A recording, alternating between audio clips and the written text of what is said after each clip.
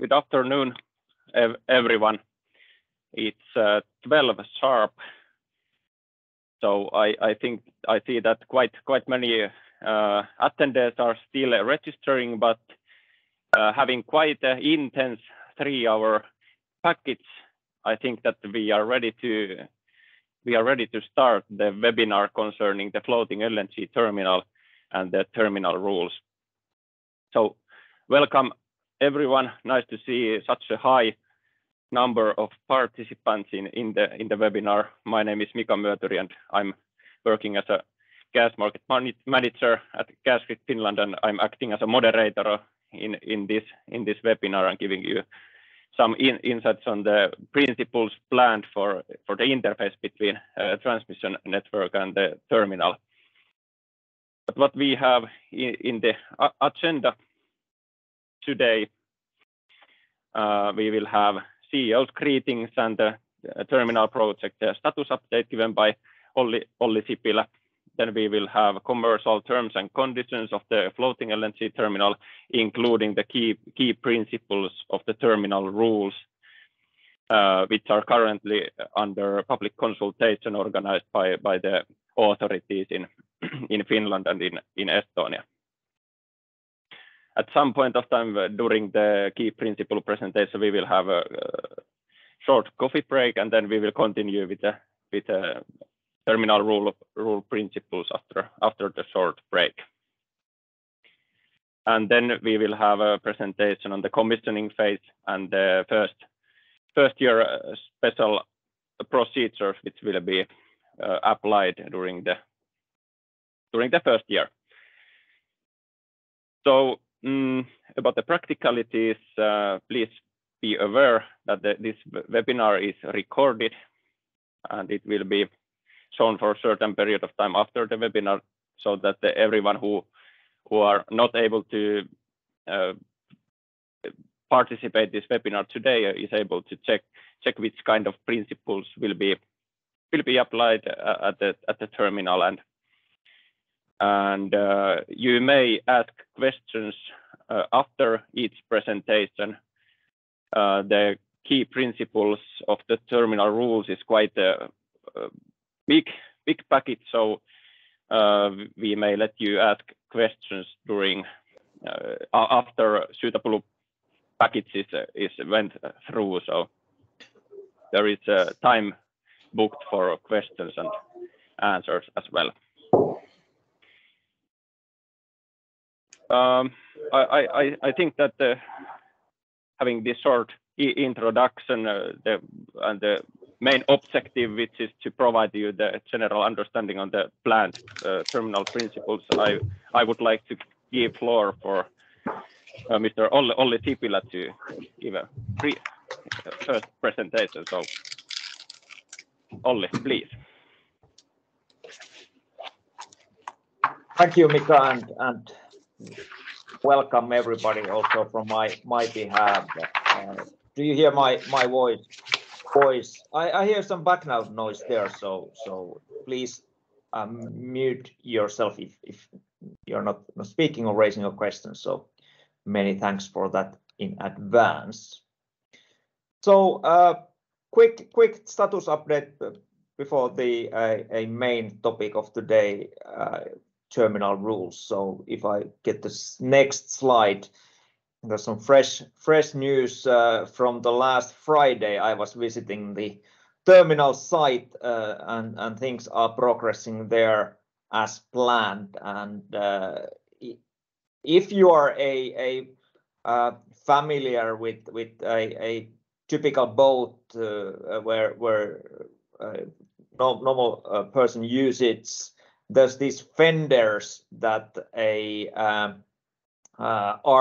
approximately size of the, let's say, a milk carton or a equivalent, and here's the picture behind me is the fenders for LNG FSRU carrier and the same size of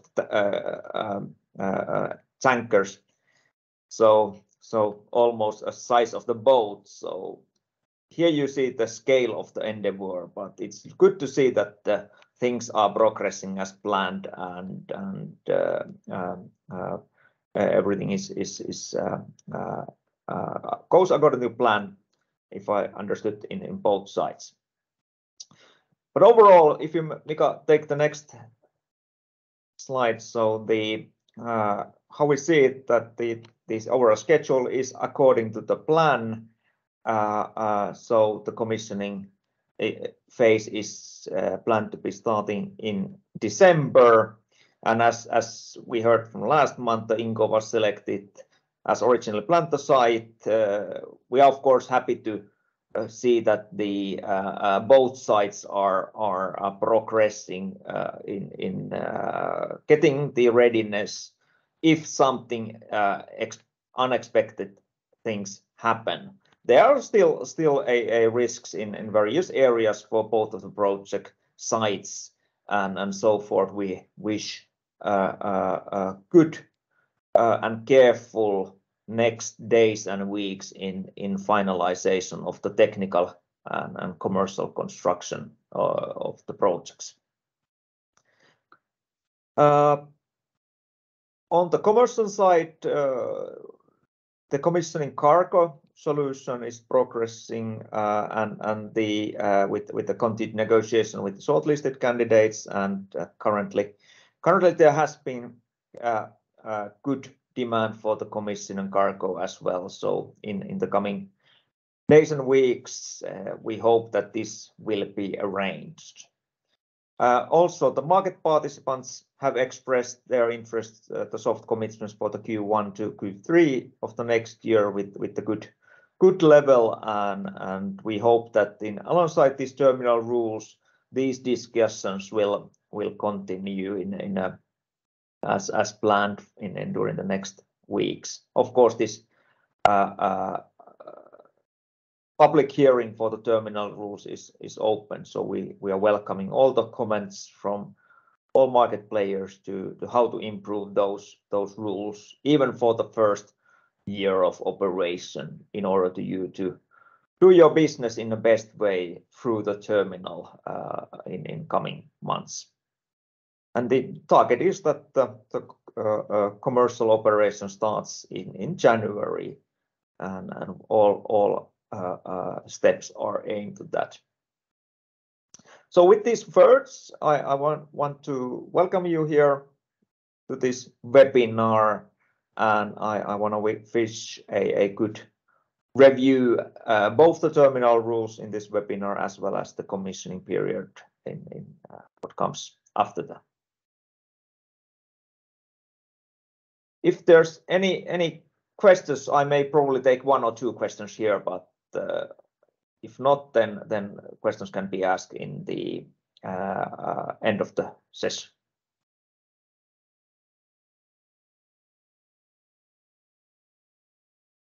Okay, I guess no questions. So Mika, please take this forward.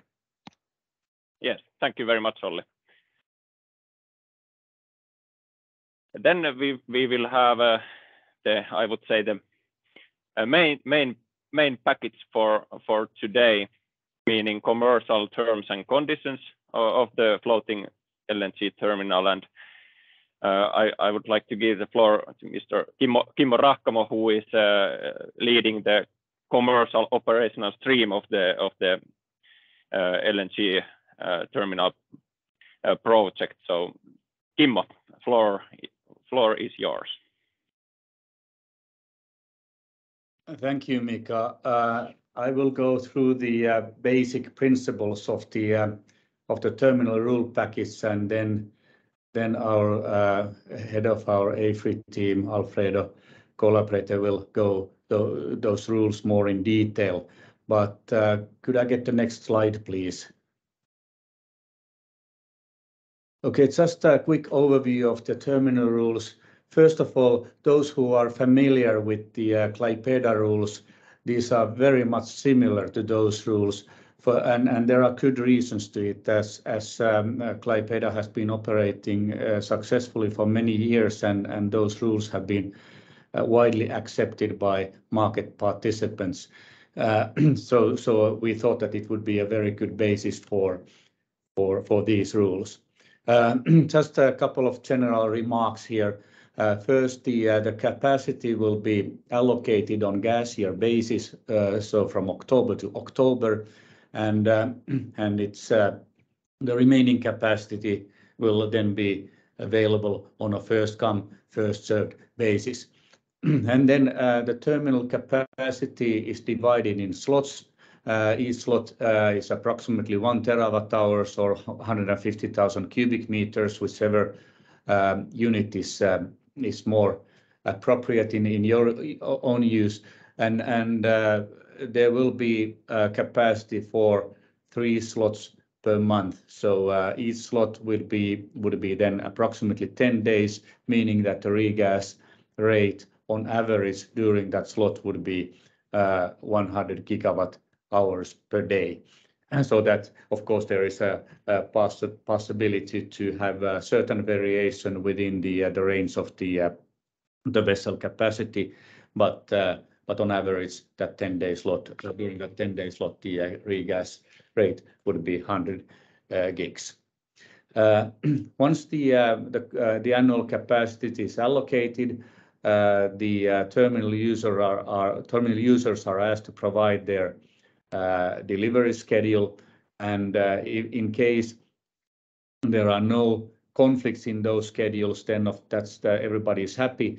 But if there are, then those conflicted slots will be managed using the congestion management procedure as it is described in the terminal rules. More in detail, it's probably a little cumbersome to try to explain it in short. Then another concept that we added in the terminal rules because of some requests from market participants is this joint use concept, which will enable all terminal users to supply their customers practically every day, even though they have a slot in one part of the delivery schedule. So this would mean lending and borrowing of LNG or gas from one user to others, and of course this is a process which is rather straightforward. One additional remark which is important is that terminal users are asked to provide guarantees towards other terminal users in order to cover that borrowed volumes. And we envision that this balance will be settled on every quarter. So in the end of the quarter, everybody's lending balance should be zero. Then probably one of the key points that has not been discussed before is the terminal throughput fee, which will be €2.46 per megawatt hour, and that is based on discharged LNG volumes. So there will be a difference between the discharge volumes and the injected gas volumes because there will be this terminal own use, and the terminal own use allowance is 3% of the volume. It's in practice that might be less than 3%, but that's of course then benefiting the terminal users, not the terminal company. But those are the main points, and if there are some questions at this point, I'll be happy to answer. But Alfredo will go through these terminal rules in more details shortly. Thank you. Kimmo, this is Ville from Gasum. Just a quick question: that €2.46 per megawatt hour, that is kind of a regas charge, and on top of that, there will be this sort of a technical gas demand charge, maximum 3% of the regas volume. Exactly. Well, that is not a charge itself. It's basically an own use allowance. So the terminal user is in a way losing that max 3% of their volume. So nobody's charging anything, but it's basically you lose maximum. If you take out 100 gigs, you basically get out 97 gigs. Yeah, at least 97 and gigs. And that fee, is it based on or I'm sorry, the fee is wrong term, but is that valued for the ETF or what index?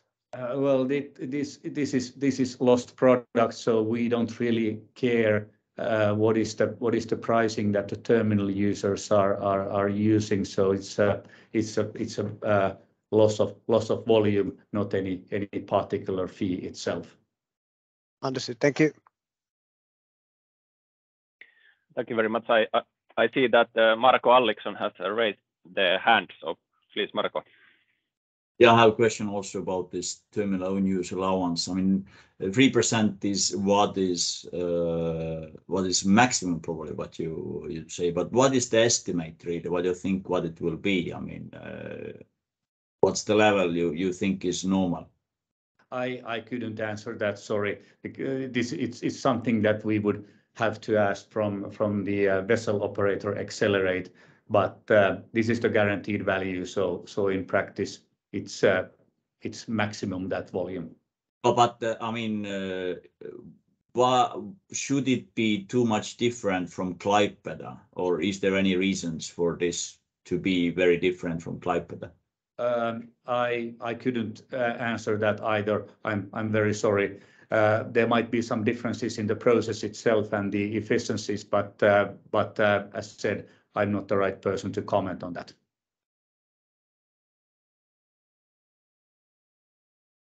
There is also a question in the chat, is there any additional losses of LNG on top of that terminal own use allowance? In case that the terminal is operating normally or at least semi-normally, then the answer is no. If the terminal is idle for extended period, which of course we don't hope to see, then of course there will be some boil-off losses, but that's a separate topic. But generally speaking, the answer is no. Can I ask one more question, Marko, about this joint use concept? What you have here, it's written all terminal users will get gas at all times within a quarter, regardless of their delivery schedule. So assuming I get delivery in January, I could take out the gas in March. That's what you mean, or? That is correct.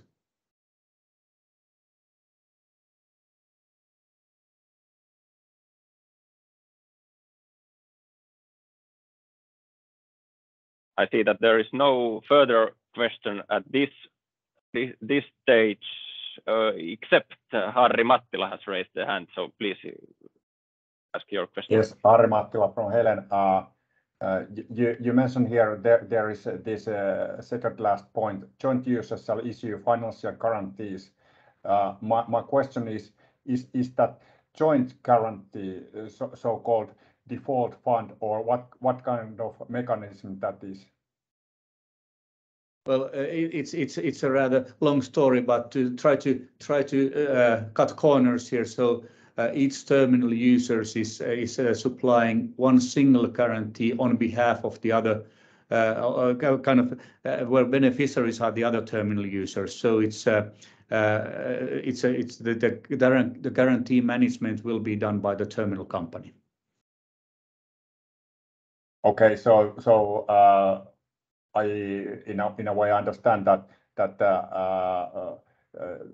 counterparty is guaranteeing for other counterparties default or not paying the tax the bill. Well, basically the one who is giving the guarantee is guaranteeing its performance against other terminal users. If, for instance, a company A is borrowing from companies B and C, then company A is providing a joint guarantee, and in case the company A defaults, then of course these guarantees will secure the payment for these companies B and C. Of course, it doesn't convert into gas, but at least on the financial side, those companies B and C would be covered. Okay, thank you. Just one more question. This is Ville again from Gasum. Like Marco asked, if somebody delivers a cargo if you deliver on cargo in January, then you can take it on in March. But what happens with the financial guarantees if the price rises from 100 to 300 during that time period? Will that operator then automatically increase that financial guarantee from the both parties, as we have seen quite a lot of volatility in the price? Will that automatically be adjusted? That's a very good point, Ville. Thanks for raising that, and we will keep track on the guarantee amounts. In that case, the companies would be required to provide additional guarantees if the prices are going up significantly. So yes, the answer is yes. But not automatically. I think it's the terminal company will then be asking for additional guarantees.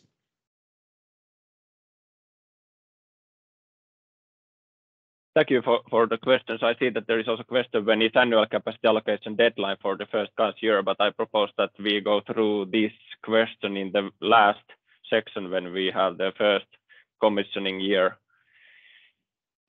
commissioning phase and special conditions for first operational year. So I will keep that on my mind to ask this later.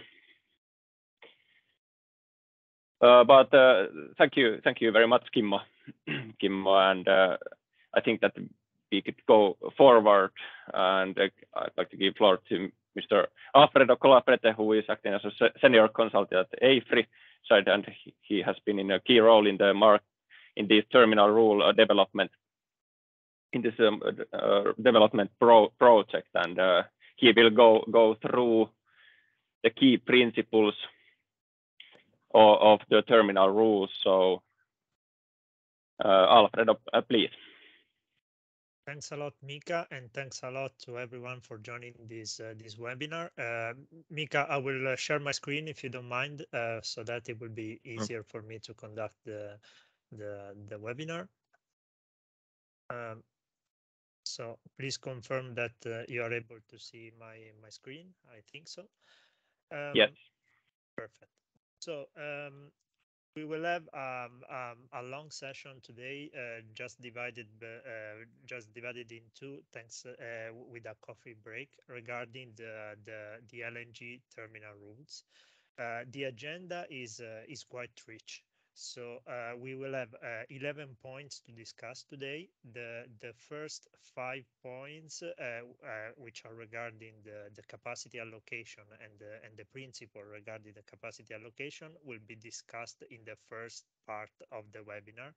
Then, after the coffee break, we will enter into the service schedule, the joint use principles, the fuel gas topics, and pricing and calculation of the guarantee.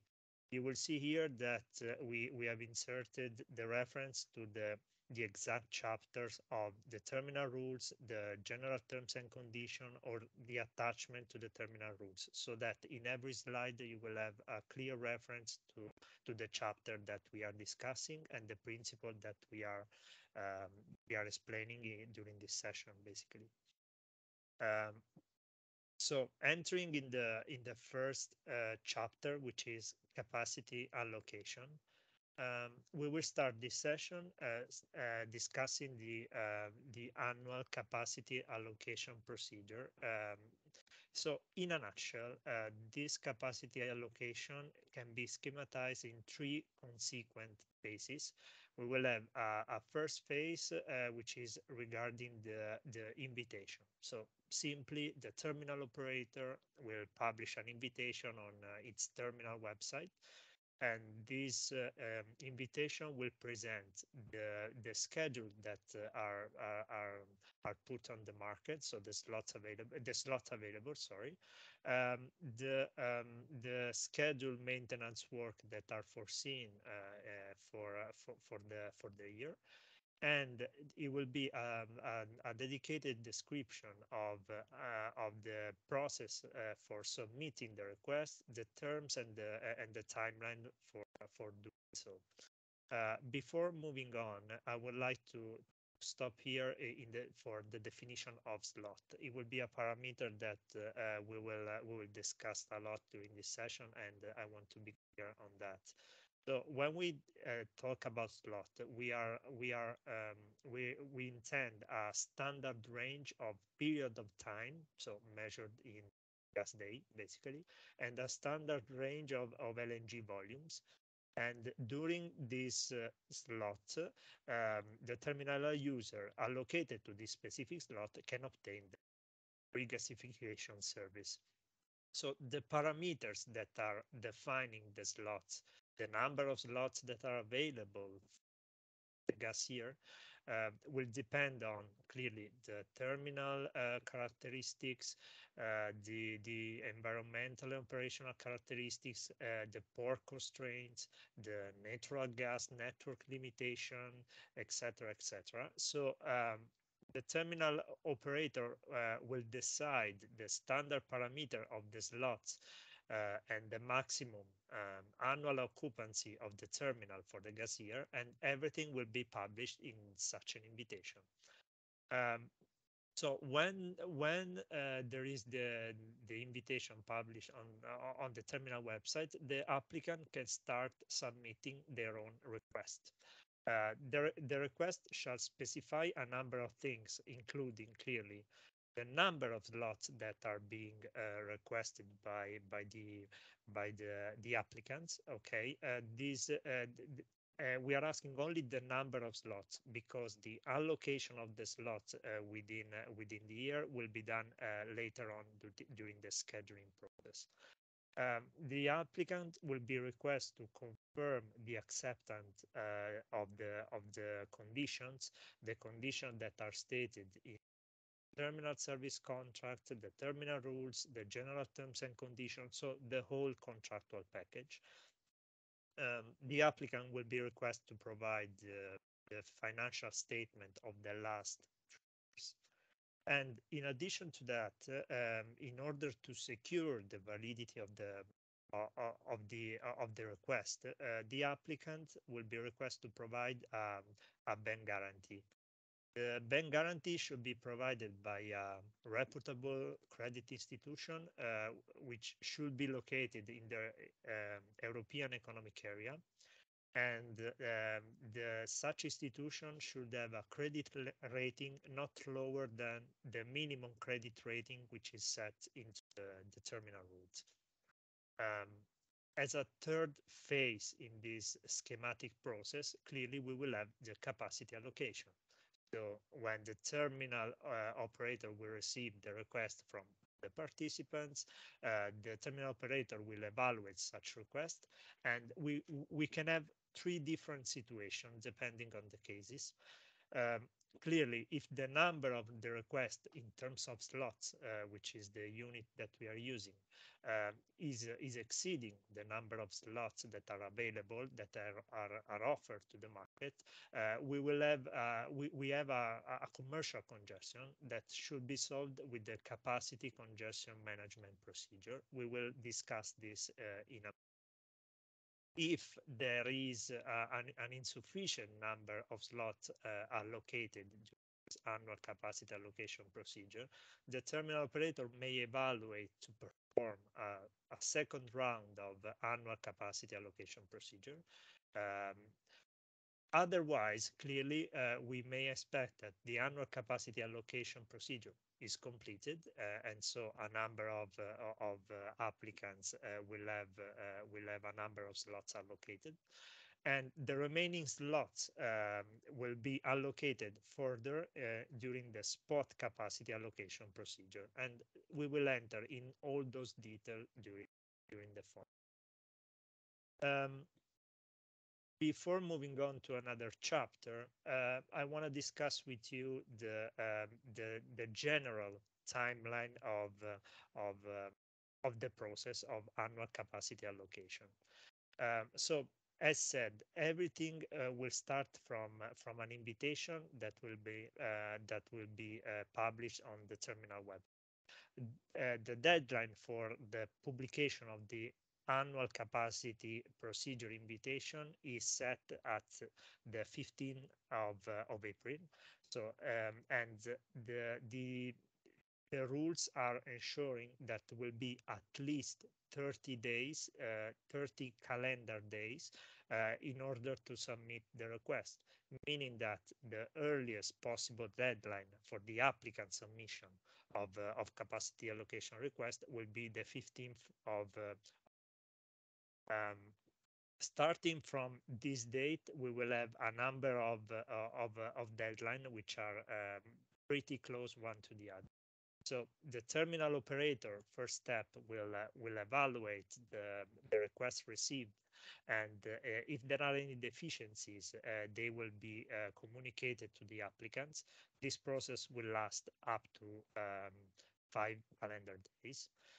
Such applicant will be requested to fix those deficiencies within a period that can last from 3 calendar to 5 calendar days. After that, the terminal operator will perform its capacity congestion management procedure if necessary. Will notify to the applicants either the acceptance or the rejection of their request, and to all the applicants that are evaluated in a positive way will receive the contract package, and the contract package should be signed by the applicants within 10 calendar days. So the deadline for the applicant submission of the signed contract package should be the 9th of June. Starting from this date, the applicants will have maximum 10 calendar days to submit to the terminal operator the evidence of compliance with financial requirements. So the applicant should prove either to have a minimum credit rating as stated in the terminal rules. If the applicant is not able to prove that, the applicant should provide either a bank guarantee or an affiliate guarantee in order to comply with the financial requirement. This should be done in maximum 10 days. After that, when everything is completed and the terminal operator is sure that the financial requirements are complied with, the bank guarantee that was issued by the applicants to secure the validity of the proposal will be released, and this will be done in maximum 5 business days from starting from the last deadline. So this is the whole process of the annual capacity allocation procedure. This timeline is also an annex of the terminal rule.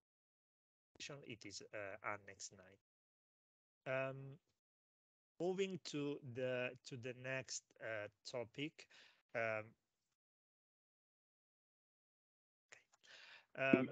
Sorry, Alfred, if I may interrupt you shortly. So there is question from Patrick Buchert. Are there any checks that participants are financially viable enough to post peak mooring calls in case they are needed? If so, who makes these checks? So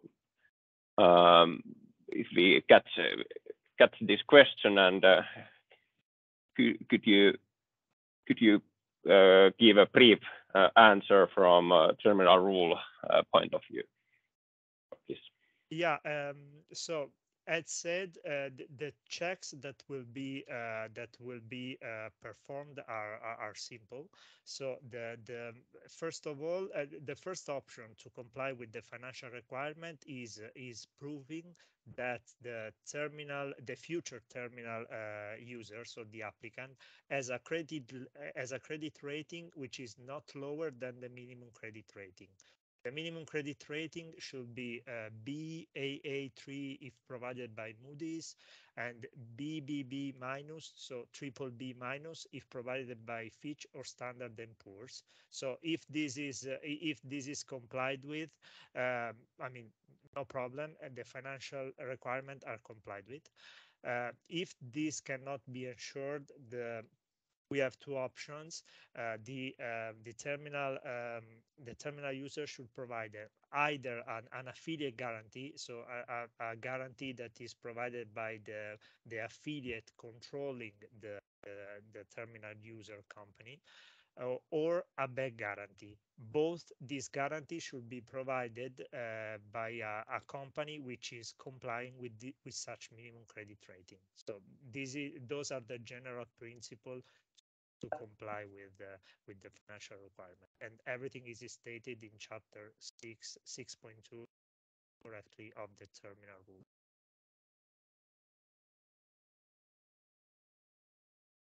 So Thank you. Thanks, Mika. So moving forward to the next point. So we are in chapter 7.4 of the terminal rules. Let's put ourselves in this situation. So in case the sum of the slots that are requested by all the applicants within the considered annual capacity allocation procedure is more than the total number of slots available to be allocated in such period, so the terminal operator will apply the congestion management procedure, which is presented in this slide. So which is the basic idea? The slots are allocated for each applicant proportionally and rounded to the closest integer. So how do we determine such a proportion? So the proportion is pretty simple. You can see here in the slide the formula. So we will perform a ratio between the slots requested by a specific applicant and the total slots that have been requested by all the applicants during the annual capacity allocation procedure. And so the slots that should be allocated to a certain applicant I are simply the ratio between the total slot requested by such applicant divided by the total slot requested, and everything is multiplied by the total number of slots available. This is a number that clearly should be rounded to the closest.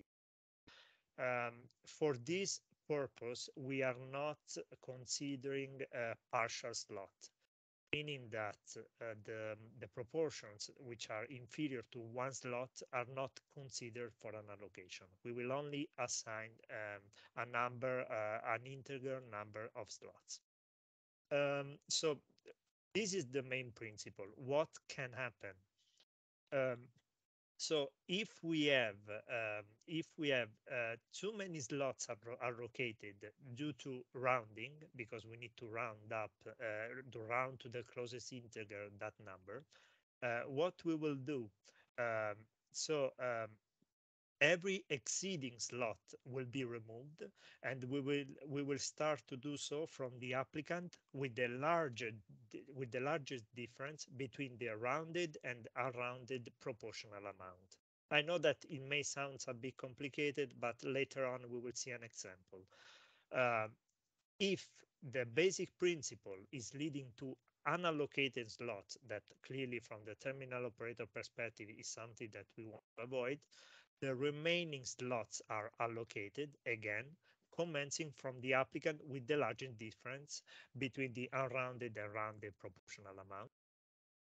What happens in case of parity? So in case we have applicants with equal differences in the two cases above, the unallocated slot will be allocated to the applicant with the highest number of slots requested, and vice versa, the exceeding slot will be removed from the applicant which has the lowest number of slots requested. I know that it may sound very complicated, but with a couple of examples, everything will be hopefully clearer. So let's start from the first example. Let's imagine that we have available terminal capacity, which is equal to 4 slots. So let's keep it simple. We have two users, terminal users A and terminal users B. terminal user A is requesting 4 slots, and terminal user B is requesting 3 slots. So they are requesting 7 slots, which are more than the capacity available. So we have a problem. We need to apply the congestion management. So how is the application working in this case? So we will start calculating the unrounded proportional capacity. So what we will do, simply speaking, so we will start from the 4 slots that have been requested from terminal user A, and we will multiply that times 4, which is the available terminal capacity, and we will divide everything by 7, which is the total terminal capacity requested. This will result in 2.29 slots for terminal user A. Performing the same proportion for terminal user B, we will calculate 1.71 slots. So this is clearly we cannot assign partial slot. So we will perform rounding to the closest integer, meaning that for terminal user A, we will assign a rounded proportional capacity equal to 2 slots. And for terminal user B, we will be assigning, again, rounding to the closest integer, 2 slots. So, I mean, after the application of those principles, we see that we have done, basically, because we are assigning a total of 4 slots against 4 available slots. So we have no exceeding slot, we have no unallocated slot, and the final allocation is, in this case, pretty simple. 2 slots for terminal user A and 2 slots for terminal user B. Let's complicate a bit this exercise. So let's assume that to have 10 slots in terms of available terminal capacity. We have 3 terminal users. The terminal user A is asking 10 slots. The terminal user B is asking 5 slots, and C is requesting 3 slots. Here there is a mistake. Sorry for that. So the terminal capacity requested is a total of 18 slots. So again, we have a problem because we have only 10 slots available. And so we need to, again, perform an exercise of congestion management. Again, let's perform this exercise. We will start calculating the unrounded proportional amounts. That will be for terminal user A 5.56, for terminal user B 2.78, and for terminal user C 1.67. Again, we cannot accept decimals, so we need to round to the closest integer. So for terminal user A, the rounding will bring to 6 slots to be allocated. For terminal user B, the 2.78 will become 3. And again, for terminal user C, the 1.67 will become 2 slots. So if we sum up 6 plus 3 plus 2, we have a total of 11 slots. So we have an exceeding slots compared to the 10 slots available. So according to the principle that we have explained before, let's calculate the difference between the rounded and unrounded proportional amount. So simply the number that we are seeing above. So 6 minus 5.56 is simply equal to 0.44 for terminal user A. Let's perform the same difference for terminal user B, and we calculate 0.33 for terminal user B. For terminal user B, sorry, and for terminal user C, if we perform the same calculation, we get, sorry, I was mixing up, 0.22 for terminal user B and 0.33 for terminal user C. So you can see that we have three differences, and we need to find the largest difference between the three. So terminal user A has the largest difference, so it will be the terminal user losing one exceeding slot. The final allocation will be 6 minus 1, so 5 for terminal user A, because terminal user A has the largest difference between rounded and unrounded proportional amount. 3 for terminal user B, and 2 for terminal user C, respectively. So this will be the logic for attributing the congestion management procedure. I hope this is clear enough to you. If so, I will move forward. There is one question from Mikko Lepisto. Is the slot rounding system same as in Klaipėda? I must say that I don't remember 100% the logic of Klaipėda, but this is not very distant from what is done there. So it is pretty similar. And thanks for the question. So moving to from this topic to another, let's start this. Yeah. I'm sorry. There Please, is one hand raised, so yeah. I think that it's good to allow questions to be asked at the moment when they are in everyone's mind. So please. Yes. Thank you, Gats Abel. Is there a different, probably different case when the values are rounded down? Because then already potentially the potential candidate is losing a slot, and if the difference is large enough, then he's losing another one. Maybe I didn't catch the logic there. Yeah, so the logic, the main logic is that the rounding will be done to the closest integer, meaning that if we have figures like 0.5, we will round up to 1 essentially.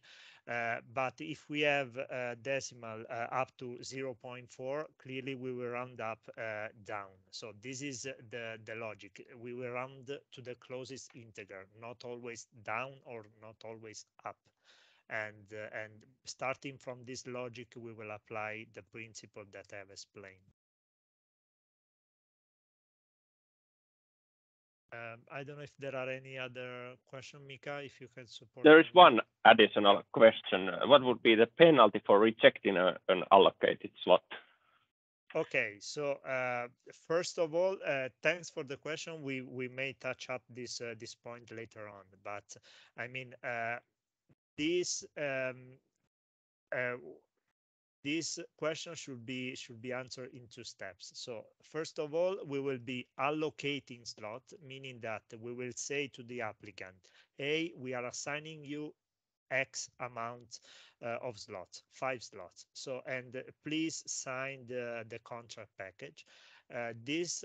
What the applicant can do is that clearly the applicant can sign the contract package, so it will have a contract, a binding contract with the terminal user, or the terminal or the applicant may refuse to sign the contract package for any reason. No, in such case, what we will do, and please wait for the next slide. We will ask the applicant only to pay 50% of the service tariff. So let's keep this question here in a moment. Let me explain the whole process of terminal contract signing, and then I will answer fully this question. So after the conclusion of the annual capacity allocation procedure and after the congestion management procedure explained before, if needed, okay, if there is the need to solve if we have extra capacity requests, basically, we will the terminal operator will submit to all the applicants the following contracts. So the terminal service contract, which is the main contract, attached to it, there will be as a separate annex the general terms and condition, and one annex of the general terms and condition is the pricing annex. In addition to that, the terminal operator will ask to sign the joint terminal use contract, as well as the special provision. There are some cases when not all contracts needs to be signed. So if in case the applicant is already a terminal user which holds a valid terminal service contract, the terminal service contract will be valid for an indefinite period of time. The terminal operator in this case will only submit a draft of special provision and a draft of joint terminal use contract. So not necessarily all those documents will need to be signed every single time. As said before, those documents should be signed within 10 calendar days from the day they are being sent by the terminal operator, and no later than the 9th of June. Those are simply the dates that we have seen before in the timelines. So answering the question that was asked before. So if the applicant is failing to return the signed contract within the deadline that I mentioned before, or the applicant is not providing evidence or full evidence of compliance with all the requirements, or for any reason, the terminal, the applicant does not want to sign such contracts. So what the terminal operator will do simply will remove the applicant's right to the allocated slots. The applicant will be anyway forced to pay 15% of the service tariff for the slots. If the terminal operator, if the applicant is not doing so, the terminal operator is entitled to retain the bank guarantee that was issued to secure the validity of the proposal until such a payment will be made in full. And the bank guarantee is exactly the 15% of the capacity required. So everything is matching. For your information, the requirement that needs to be complied with are clearly the financial requirement that I mentioned before, but there are also other requirements for accessing the regasification services. They are all explained in Chapter 6 of the Terminal Rules, and they are legislative and regulatory requirements, basically the compliance with all applicable law. Insurance requirements, so the terminal operator is requesting insurance policies, and they need to be provided according to terms described in general terms and conditions, and LNG carrier requirements. So all those requirements needs to be complied with. Moving to another chapter, so we have discussed please, I have a yes. Yeah. So Ville Hatakka has raised hand, so maybe let me just take the reaction of just to kind of clarify before basically committing to binding annual capacity allocation process, i.e. leading a binding bid for the allocation, one applicant has to be prepared to sign all these three documents: the terminal service contract and joint terminal use contract and the special provisions. I.e., if you bid for capacity, one has to be prepared for sign the joint terminal use contract in all the in any case. In reality, except yeah, excess slots. yeah. So yes, you have the applicants must be prepared to sign such documents, and when submitting the request, the applicant should sign basically a form, and in that form, the applicant is requested to accept the terms of such documents, basically. In some cases, as I was explaining, not all the contracts are requested. For example, if the applicant is already a terminal user, the terminal service contract is already in place and valid, so the applicant will not be requested to sign such a document. Yeah, but that doesn't mean, because if you already signed the terminal service contract, initially you were also signing the joint terminal use contract, so you don't have to sign the joint terminal use contract every time, but it's still binding, isn't it? Not really, because the terminal service contract is valid for an indefinite period of time, unless clearly is it terminated by one of the parties. But the joint terminal use contract has a different validity. So in principle, it can be valid only for a gas year, no? And so you may need to sign the joint terminal use contract every now and Mika, I don't know. I see that there are other questions. I don't know. Yes, there's a question which touches upon this topic. So if I got allocated 5 slots, how can I reject 1 slot and accept 4 slots? Okay, thanks for the question. So at this stage, there's no possibility to reject 1 slot and accepting only 5 slots.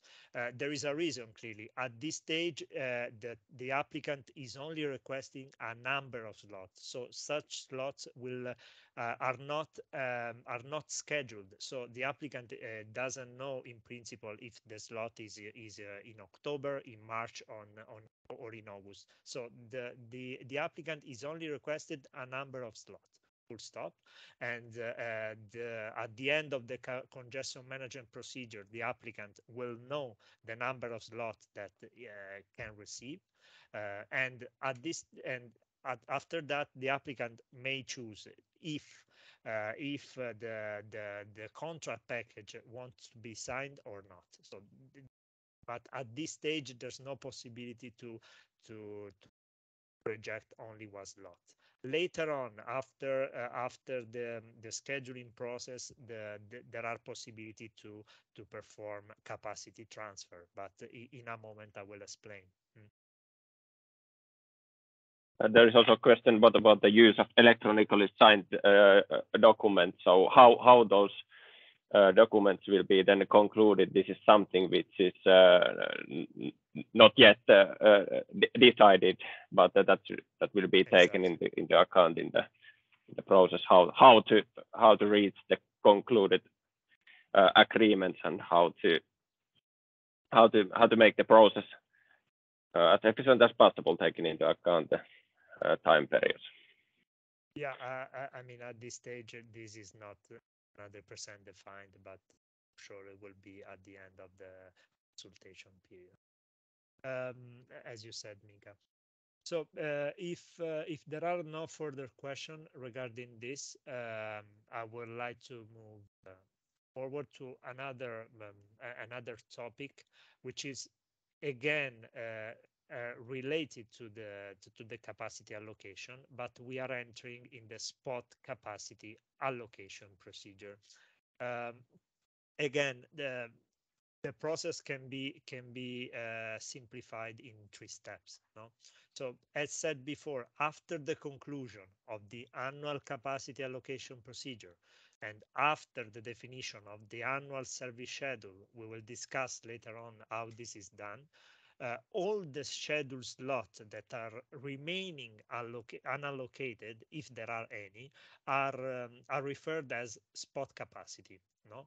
And they will be allocated during the spot capacity allocation procedure that we are discussing. Some potential schedule slots that are becoming available after the monthly refinement of the annual service schedule are also should be also referred as spot capacity, and so will be treated in the same way. How the process is working. Again, we will start everything will start from an invitation. The invitation will be published by the terminal operator on the terminal website. Such invitation will present the schedule of available slot. So let's stop here for a moment. Differently from the annual capacity allocation procedure, here the terminal operator will offer scheduled slot, meaning that the slot will have a starting date and an end date, and will be clearly marked in the calendar. Okay, so there will not be a general period of time, but it will be a general period of a period of time clearly marked in the gas year. Okay, so for such scheduled slots, the invitation will clearly provide the LNG volume ranges that are expected to be delivered in that period, and clearly together with that it will be provided a description for submitting the request, terms and timing for doing so. The spot capacity allocation procedure is by definition, I would say, a rolling process. So the terminal operator will promptly update the invitation to include any further spot capacity that will be made available during the gas year. Okay. So after an invitation for spot capacity allocation is published, the applicants can start submitting their request. It's important to say that in the spot capacity allocation procedure, all applicants shall align the request with the scheduled slot start and end dates, meaning that if the terminal operator is asking for a slot between the 1st and the 11th of March, the terminal user or the applicant should align with such dates with some flexibility ranges that are defined by the terminal operator in its own invitation. Okay, so when answering such to that invite, the request shall clearly specify which schedule slot is requested by the applicants, and the applicants must align with the timing and with the flexibility ranges that are requested. Again, similarly to the annual capacity allocation procedure, the terminal operator is asking the applicant a bank guarantee to secure the validity of the proposal. Such guarantee will be returned later on at the end of the process. So when such request can be submitted, the applicant can submit their capacity allocation request at any time after the publication of the invitation. And anyway, such request should come at least 30 calendar days before the start of the requested slot. So there will be practically a month for at least 1 month should be guaranteed between the request and the beginning of the scheduled slot. There is only one exception. So in case the applicant intends to use an LNG carrier which has not which has not been approved previously by the terminal operator, the request of spot capacity should come at least 120 calendar days before the slot. Why? Simply because it should be time 90 days to perform the LNG carrier approval. So those dates are important. Then the third step, the capacity allocation. So we are who is receiving the spot slot? The spot slot will be allocated to the first request that fulfill all the conditions, including the LNG carrier being approved. Meaning that when the terminal operator is aware that all the requirement for accessing the terminal and the LNG carrier approval has been received by Accelerate at the end, the terminal, which will be performing this exercise. Well, that slot will be at this point allocated. What happens if we have within the same calendar days more than one request that can be considered okay from the terminal operator perspective?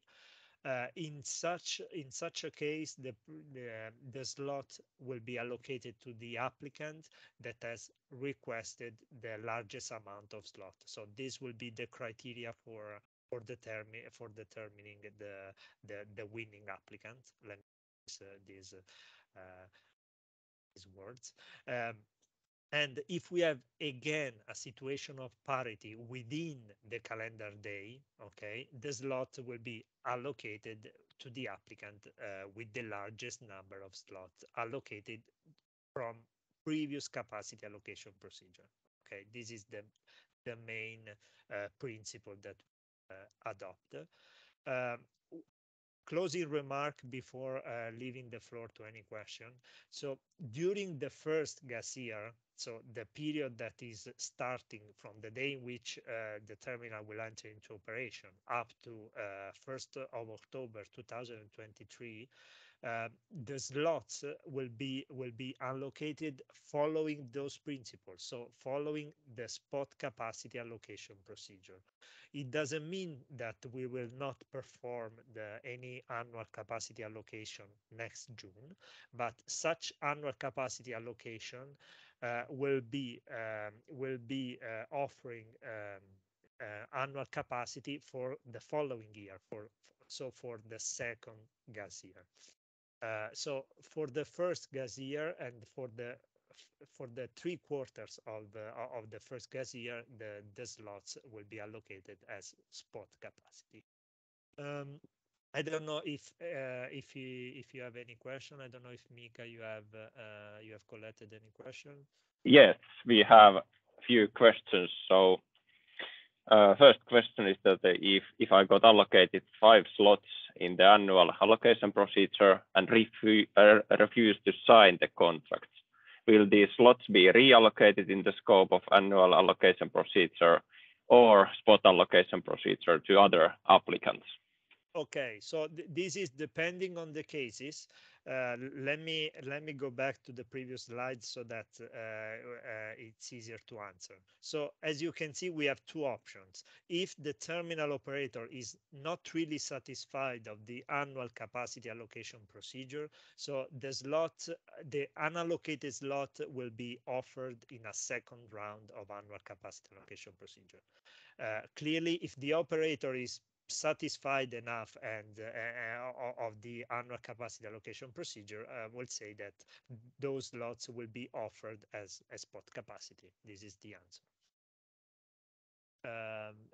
Are there any questions? Yeah. Yes, we have further questions. If the eventual demand is less than 3 cargoes per month, let's say only 1, will the regasification capacity be decreased and cargo regasified in the period until next cargo arrives? So question regarding if not all capacity is booked and allocated. Yeah. Let's say that in principle, everything is planned in order to complete the regasification within the slots. So this is the general principle. Clearly, maybe in the first gas year, there will be the operator may use some discretion and see if, I mean, slowing down the regasification, reduce the regasification capacity and extend up to the next slot. But let's say that in general, everything should be completed within the slot. Any other question? Yes, we have a question regarding the LNG carrier side. So let us touch upon that a little bit. So question is it at any time during capacity allocation procedure required to nominate the exact vessel that will bring the LNG in that slot? Yeah, so let's divide this question in two. So if we are talking about the annual capacity allocation procedure, the answer is no. So this is not requested and will be requested later on. Okay, but if we are talking about the spot capacity allocation procedure, what is important from the terminal operator perspective is that the spot slot will be assigned to the first applicant, which has also an LNG carrier being approved. So yes, in this case, we need to already identify one or two carriers if there are if there is more than the one alternative. But the terminal operator wants to know that the LNG carrier is approved. Okay. Thank you very much. We have also hands raised. Diana was raised the hand first, and there is also a question from her. Is there third-party access to the capacity, and will Estonia be able to book slots via third-party access? I'm not sure if I'm understanding properly this question, to be honest, Mika. So maybe sorry. If Kimmo is online, could you give answer to this question? Yes, thanks, Mika. I'm not sure either what this third-party access refers to, as all capacity here is so-called third-party. Perhaps the person who asked this question could clarify it. Hello. Yes. Do you hear me? Yes. Yeah. Yes.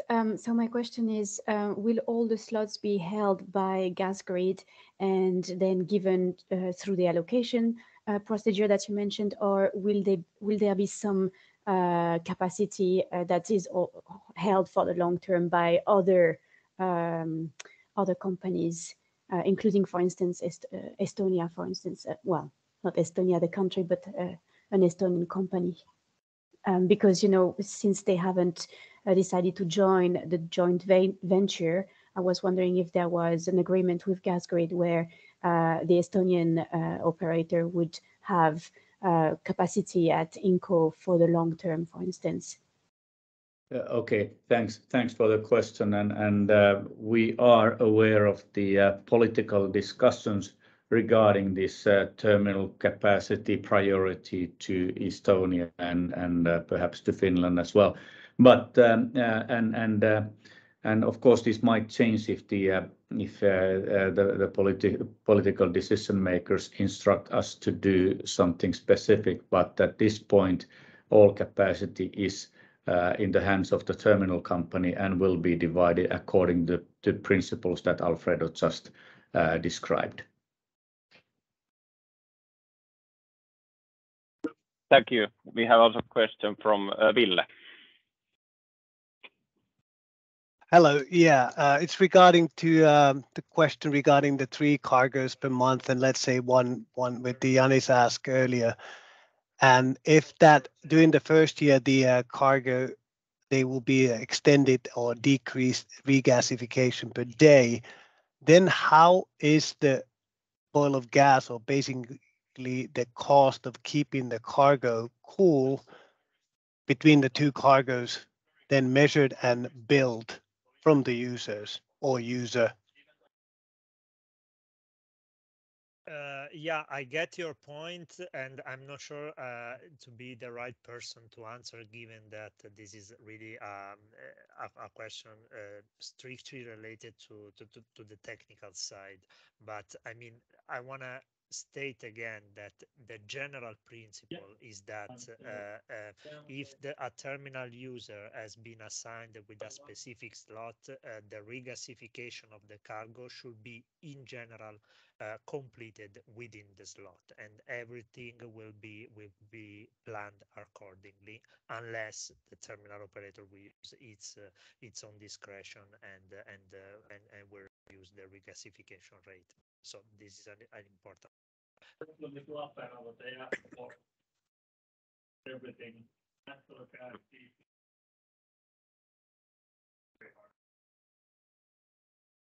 I don't know if there are any other questions.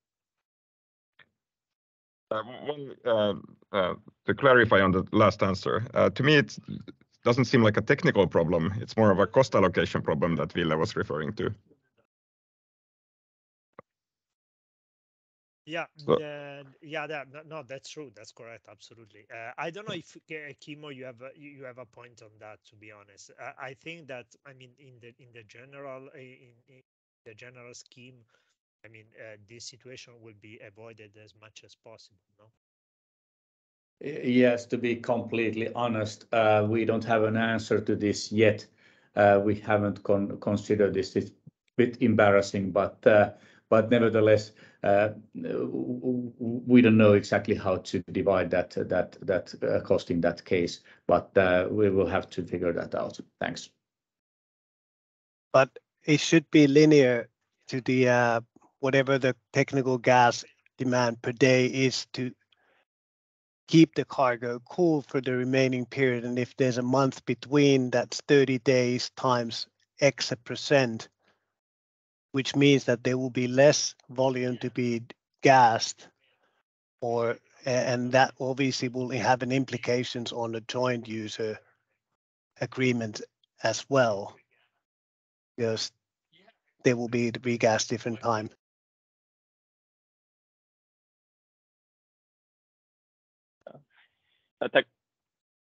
Yes, Kimmo, please. Yeah, well, I was just this is perhaps a bit speculation, but basically the terminal company will be responsible to keep the vessel cool.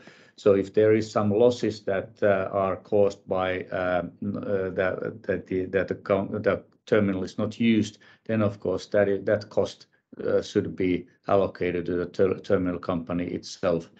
However, if there is a boil off during, let's say, this period of say 1 month or so, that boil off will be injected into the grid. So that's there are very, very little absolute losses during that time.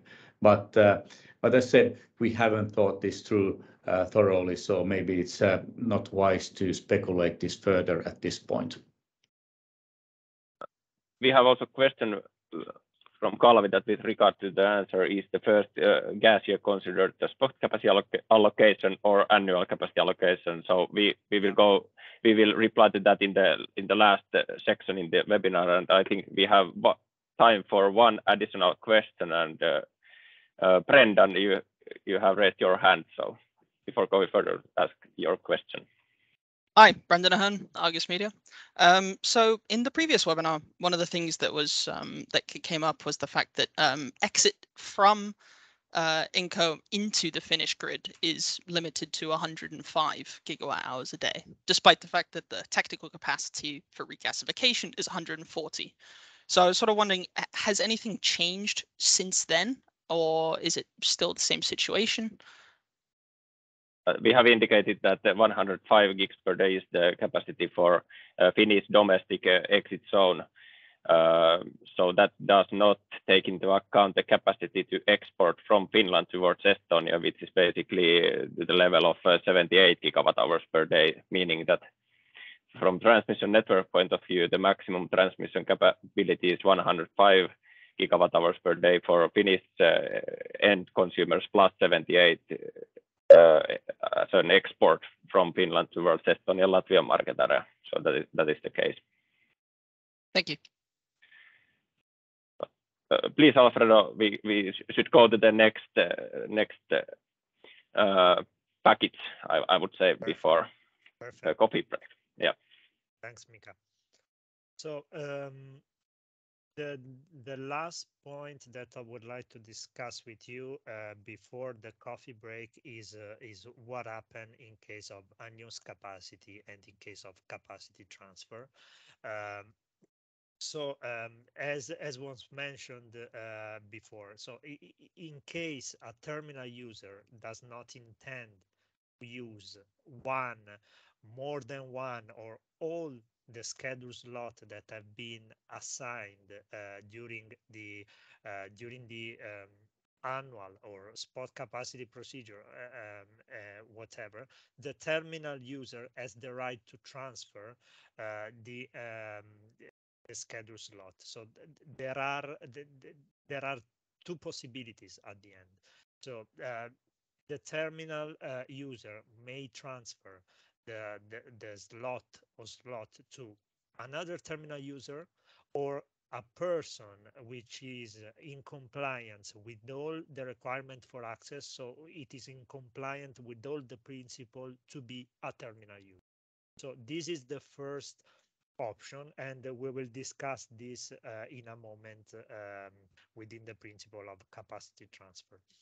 The second option that the terminal user has is requesting the terminal operator to offer the slot or slot that are unwanted for any reason through the spot capacity allocation procedure. So this cannot be done at any time, but the terminal operator is requesting to do so no later than 45 calendar days before the planned the starting date of the slot object of the sale. So the terminal operator will try to sell the slot as spot capacity. Okay, so so excluding the first case, so let's say that there is a successful transfer and so the problem is solved, but excluding this case, in the second option, so the request to the terminal operator to offer the slot as spot capacity, in this case the terminal user which is requesting this will be anyway responsible for the full payment of the assigned slot to the terminal operator, regardless of the terminal operator being able to effectively sell the slot as spot capacity. So in any case, the terminal user should pay for that capacity. Okay. In addition to that, so the terminal user will be sanctioned with a penalty for unused scheduled slot that have not been transferred to another terminal user or sold by the terminal operator. Such penalty will be reduced by 50% if the terminal user asks the terminal operator to include basically the unused schedule slot in the spot capacity allocation procedure well in advance, meaning at least 90 days before the slot start. So this is the general principle for unused capacity. And how does the capacity transfer work? So the terminal user, which we call transferor, so has the right to transfer more than one, or all the assigned scheduled slots, together with all the rights and liabilities that are disciplined in the contract package, to another terminal user, the transferor can even transfer this to a person which is meeting all the requirement for being a terminal user. So the regulatory, legislative, financial requirement, insurance requirement, all the requirements that we discussed before. And the compliance with such with all those requirements should be ensured prior to the transfer of any scheduled slot. So before the transfer, basically the transferee which will be receiving the slot must provide all the needed information and documentation, if not already provided before, to the terminal operator, so that the terminal operator may evaluate if the transfer can be done or not. No? And the terminal operator, as said, can refuse the transfer if all the requirements are not met by the transferee. And the transferor that intends to perform this capacity transfer must inform the terminal operator of its desire, basically, at least 5 days, 5 calendar days before signing the paperwork, because a trilateral agreement between transferor, transferee, and terminal operator shall be signed, and this signing shall be performed no later than 15 calendar days before the start of the slot. If this is done according to this timeline, I mean, then the slot will be transferred, and all the rights and liabilities will be transferred as well. Mika, I don't know if we have received any question from the market participant. We have. Okay. First question is that if the slot is sold as a spot allocation procedure, is the original user still liable for the cost of the slot, and how about the guarantees? Okay, so as I was saying before, if the slot is sold in the actual version of the terminal rules in consultation, we are foreseeing that the original terminal user will be still responsible towards the terminal operator for the payment. This is the answer. There is one question for Kimmo. Does the origin of the LNG matter? To be clear, will Russian-based LNG be accepted? This is an important point. Yes, as we all understand that this is also highly political question, but the short answer is that Russian origin LNG will not be accepted into the terminal.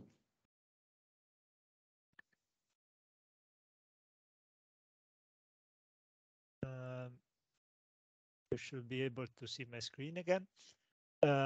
So, as said before, let's move on to a completely different chapter, meaning that we are entering in chapter 8 of the terminal rules, dealing with the scheduling process. We will start the presentation from the annual service schedule. So after the annual capacity allocation procedure that we have explained with all the related congestion management processes, the terminal operator defines a preliminary annual service schedule.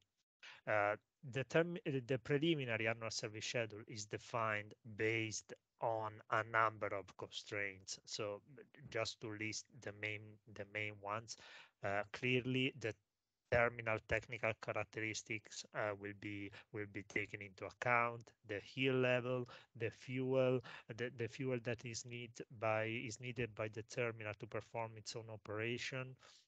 The terminal operator will define the annual service schedule, making being sure that the daily injection of natural gas is aligned with the minimum and maximum injection rate that are allowed at the entry point and are determined by the TSO. Clearly, the schedule maintenance plan will be taken into account as published by the terminal operator. Any foreseeable external factors such as adverse weather condition, any possible port constraints will be taken into account. So all those constraints will be used by the terminal operator to define a preliminary annual service schedule. In this schedule will be clearly defined the start and end date of all the slots with the flexibility of plus or minus 4 calendar days. So at this stage, there will be such a flexibility. And for each slots, it will be there will be defined the unloaded volumes that are expected with a tolerance range of plus or minus 10%.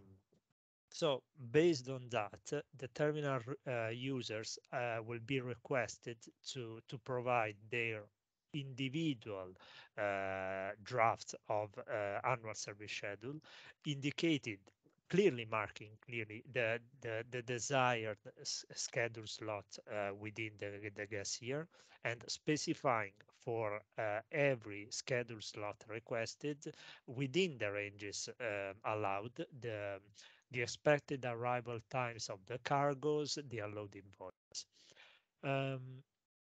Clearly, what is likely to happen is that the drafts submitted by all the terminal users are not mutually compatible, and so it's clearly there could be overlapping selection of slots, and they will be solved with the schedule congestion management procedure, which is explained in the right side of the slides. So how does it work in practice? And again, later on we will enter in a concrete example to clarify how it works. So the first stage will be the terminal operator asking all the terminal users that are requesting the same slots to negotiate among themselves, no, and to provide, if possible, an updated schedule with such issue or issues solved. So with a proposal. Okay. So in this phase, the terminal user are able to accommodate between themselves the best solution.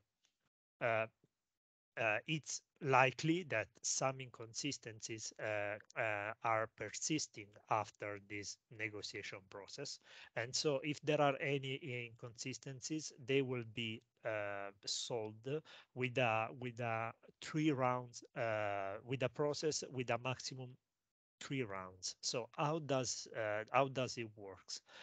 So the terminal users that have slots under dispute, okay, will request their preferred slots each at any time, okay. In the first 2 slots, the maximum number of slots that can be requested by the terminal user will be at a maximum 1/3 of the slots under dispute, rounded up. In the last round, clearly the terminal user will request the remaining part of the slots, if any. Okay. The order of choice. So the order of the terminal user making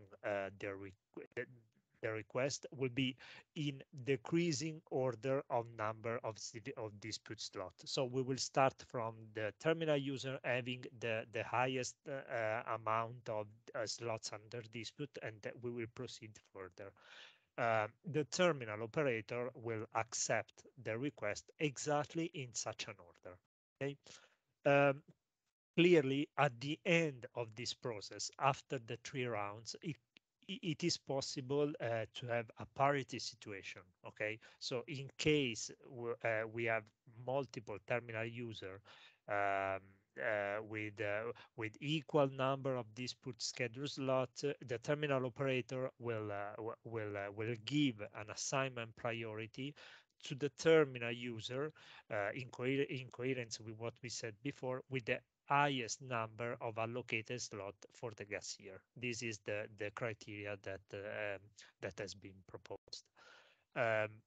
Before performing a dedicated example of the schedule congestion management, I would like to enter a bit into the timeline of the process, which is a pretty intense timeline.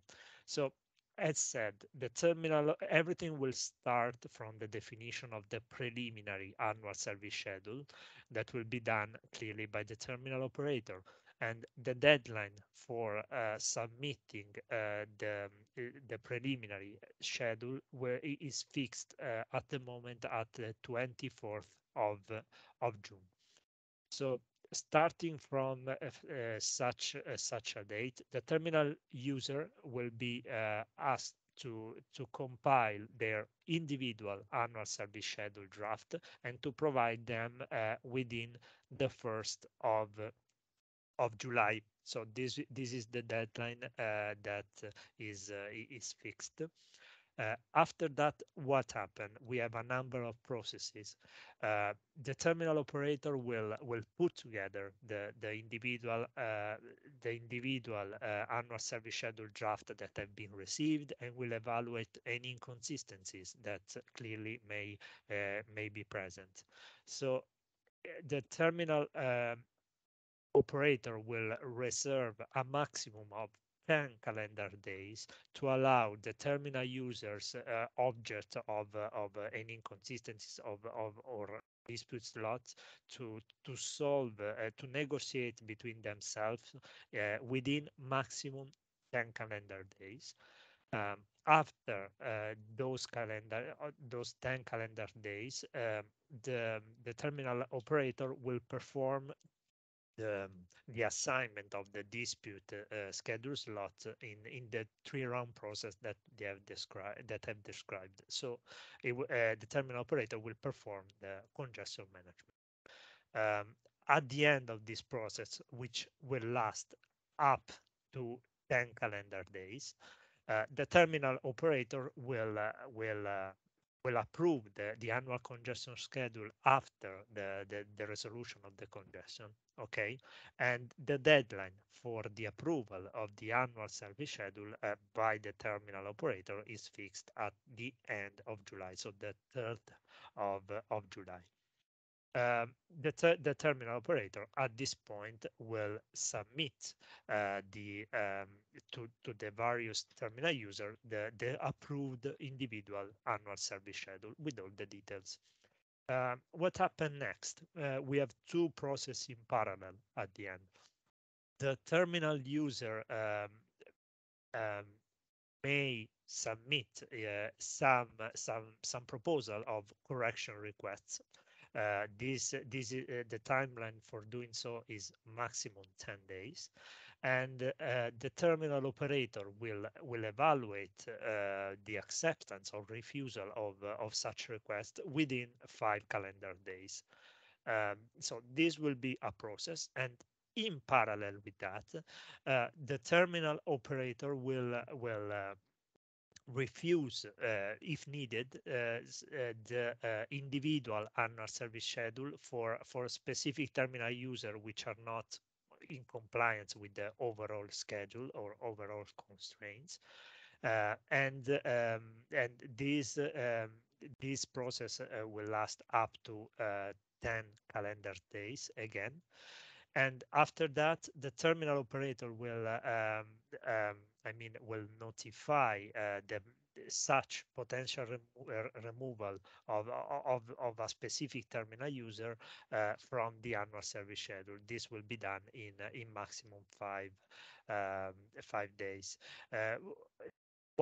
why this may happen?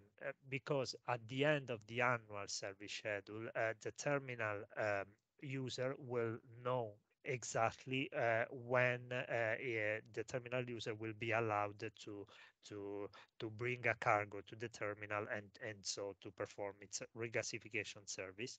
The terminal user may say, well, I don't like this schedule mainly, so he may refuse the annual service schedule at this point. He will be the terminal user will be penalized for that and clearly will pay the capacity, but this may happen and will happen according to this timeline.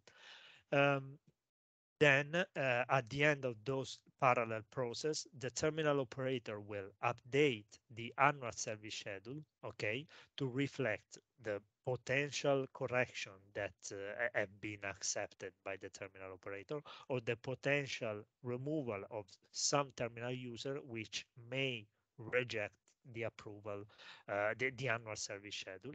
And the final annual service schedule will be published almost at the end of August, so the 25th of August. For your information, all those, sorry, I forgot to mention before, all those deadline and all those clauses are clearly marked in the terminal rules in the dedicated chapter that you are seeing in brackets in the slides. So this is the general process, and I would like to give you also an example of congestion management before leaving the floor to a question. Given that the schedule congestion management, it may be a bit complicated, the example will help you understand.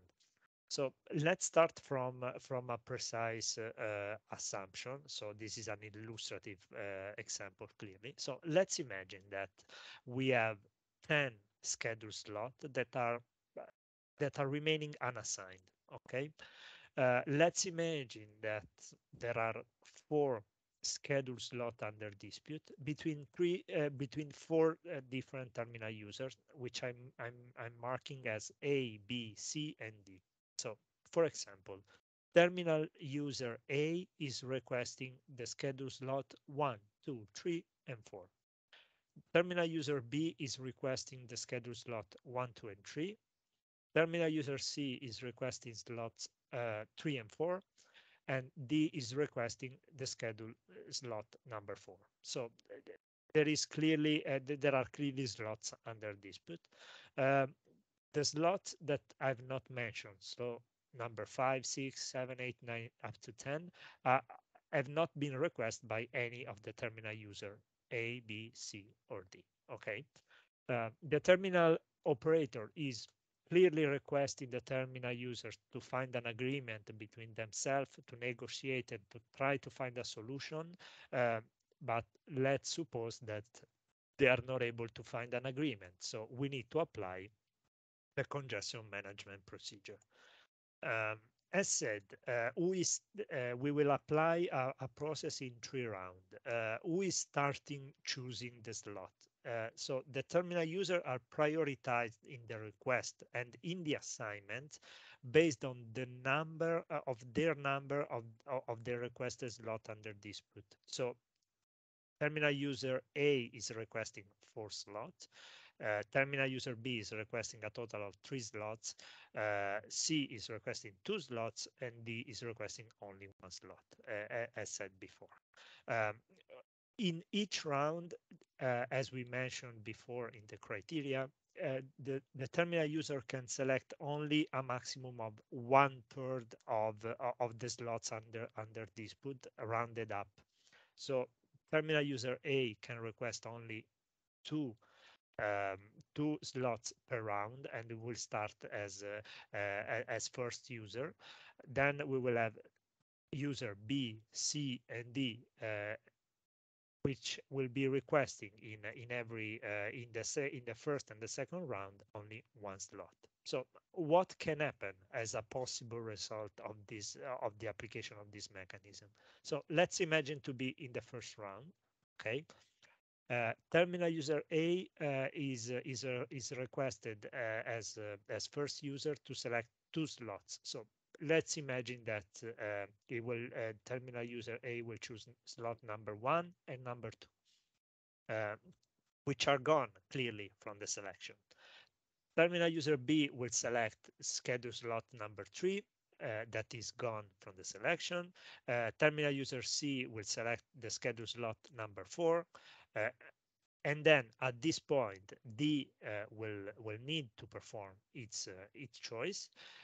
Unfortunately, slot number 4 that D was requesting at the beginning is not available anymore. It was assigned to C. So D will select a different schedule slot among the one that are unassigned at this stage. So let's imagine that D will select slot number 5, because all the slots under dispute 1, 2, 3, 4 have been assigned before. So this is the end of round number 1. The process will need to continue, yes, before simply because we have not assigned all the slots. We need to continue. So in the second round, A will start again. Let's imagine that A will choose slot number 6 and 7. Then it will be B choosing another slot, because it will be the following terminal user according to the criteria. So B will choose, for example, slot number 8. C will perform its choice, and it will choose slot number 9, for example. D is not present here. Why? Because D needs only to add only one slot to be allocated. Such slot was allocated during round 1, and so D is not participating in round number 2. At the end of the process, we have round number 3, who is participating in this round. Only the terminal user having the possibility to choose other slots. Okay, if you remember, A has had only 4 slots to choose, and so the slot have been allocated in round 1 and 2. So A will not be joining in round number 3. Same happens for terminal user C and terminal user D. So the only user entering in round 3 will be terminal user B, and terminal user B will select one other unassigned slot, the remaining slot, which is number 10.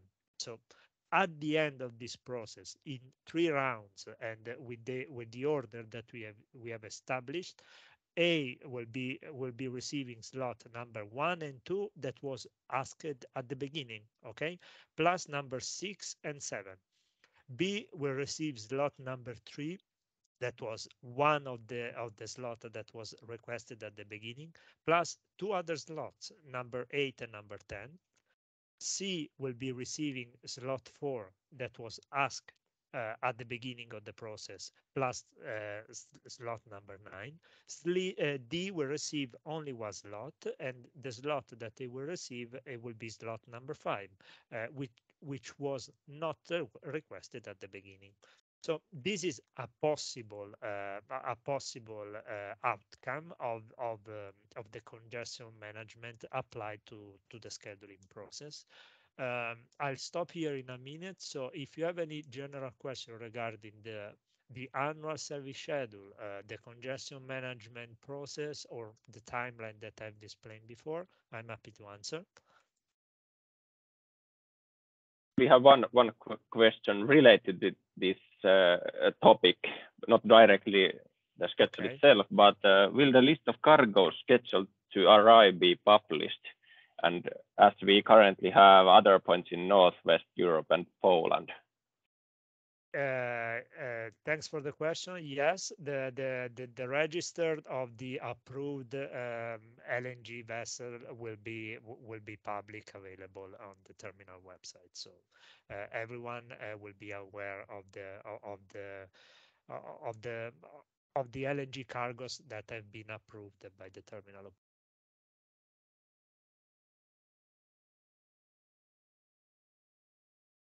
I don't know if there are any other question.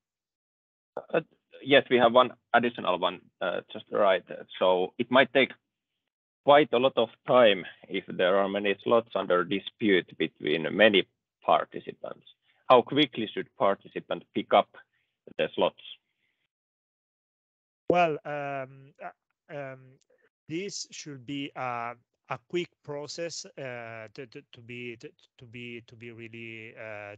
really honest.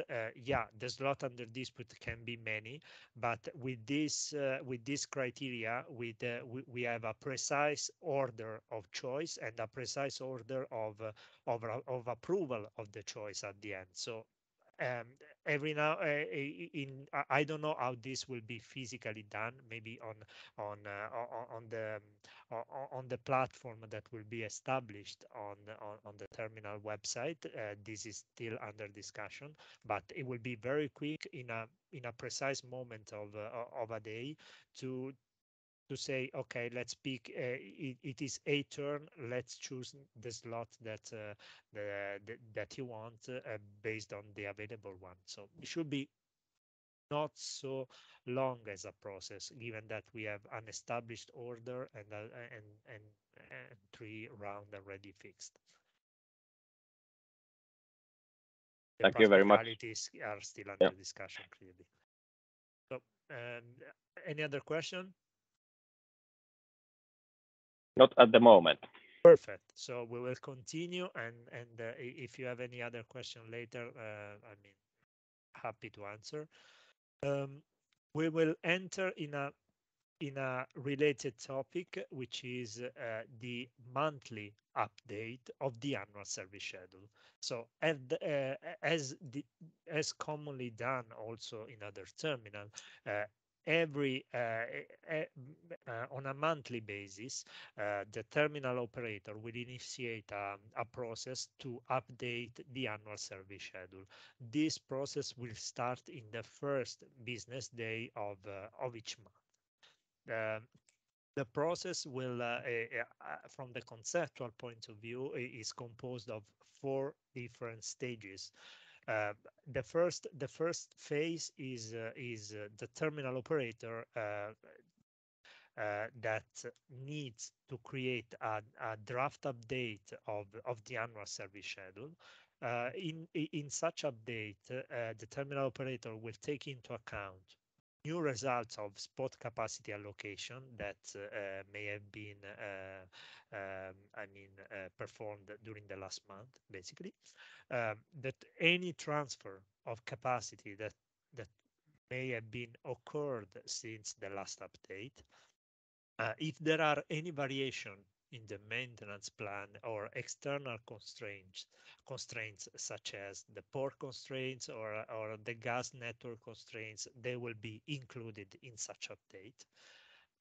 And during this stage, the terminal operator will include an additional information that was missing in the annual service schedule. So the terminal operator will provide the minimum and maximum cumulative daily regasification nomination that are allowed for the current gas year quarter. Meaning that if we are in October and we are performing the monthly update, the terminal operator will provide the minimum and maximum daily regasification nomination for every gas day of the month of November and December.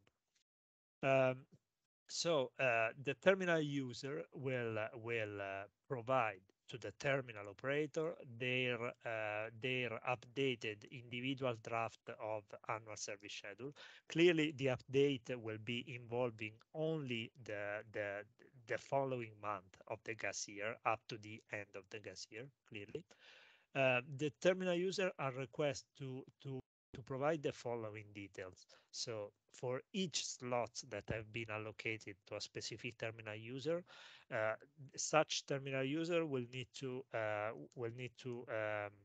indicate the LNG unloaded volumes and the LNG arrival time, the LNG carrier arrival time, with a flexibility that is has been reduced. So if you remember, in the annual service schedule, we were asking a flexibility of plus or minus 4 days. Now we are asking only, we are providing a range of flexibility of plus or minus 1 day. So the space of flexibility has been clearly reduced, given that we are getting close to the slot at the end. The terminal user is also requested to provide the expected LNG quality, but not for every cargoes, but only for the cargoes that are expected according to the plan to be delivered in the next month. In addition to that, every terminal user will be requested to provide its own individual daily regasification nomination, again for the current gas year quarter, day by day, clearly. The operator will receive all those individual drafts from all the users that are involved in the process, will merge everything and will create an individual, an updated annual service schedule draft based on all the information. Clearly, in case of potential inconsistencies that clearly are always possible between the individual schedules, the terminal operator, as done in the past, may again ask the terminal user to remove those inconsistencies by negotiating again among themselves. Again, if these negotiations are not solving, the terminal user clearly will take the final decision. The individual nomination that have been provided by the terminal, by all the terminal users, will be at this stage evaluated by the terminal operator against the minimum and maximum total daily regasification nomination. If they are not mutually compatible, and this may happen clearly, will be modified by the terminal operator unilaterally during this stage. At the end of this process, we have solved all the inconsistencies. The terminal operator will approve the final annual service schedule and all the individual annual service schedule that are composed the overall schedule, will publish the updated annual service schedule on the website, and the individual schedule will be sent to all the terminal users, and they will be immediately valid without the need of the terminal user to accept them at the end. This process is also clearly represented in a timeline that I'm presenting now. So let's see how it works. So this is a general month. Okay, this is the overall month. On a monthly basis, the process will go as I'm explaining now. Within the first business day of the month, the terminal operator will submit the updated annual service schedule to all the users. The terminal users will need to update their individual annual service schedule based on all the information that they have collected, and this must be done within the fourth day of the month object of the update. Starting from this date, the terminal operator will put together all the information received and will evaluate in maximum 3 calendar days any inconsistencies that are present.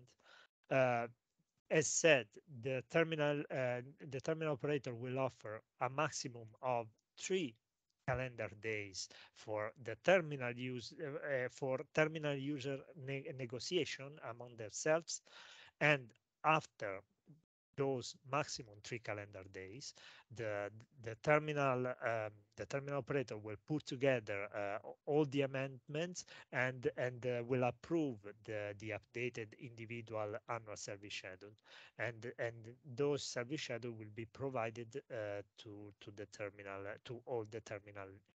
So everything will end in at before or at the 13th of the month, depending on the duration of this period. I don't know if you have general question regarding the process of monthly update. Otherwise, I will.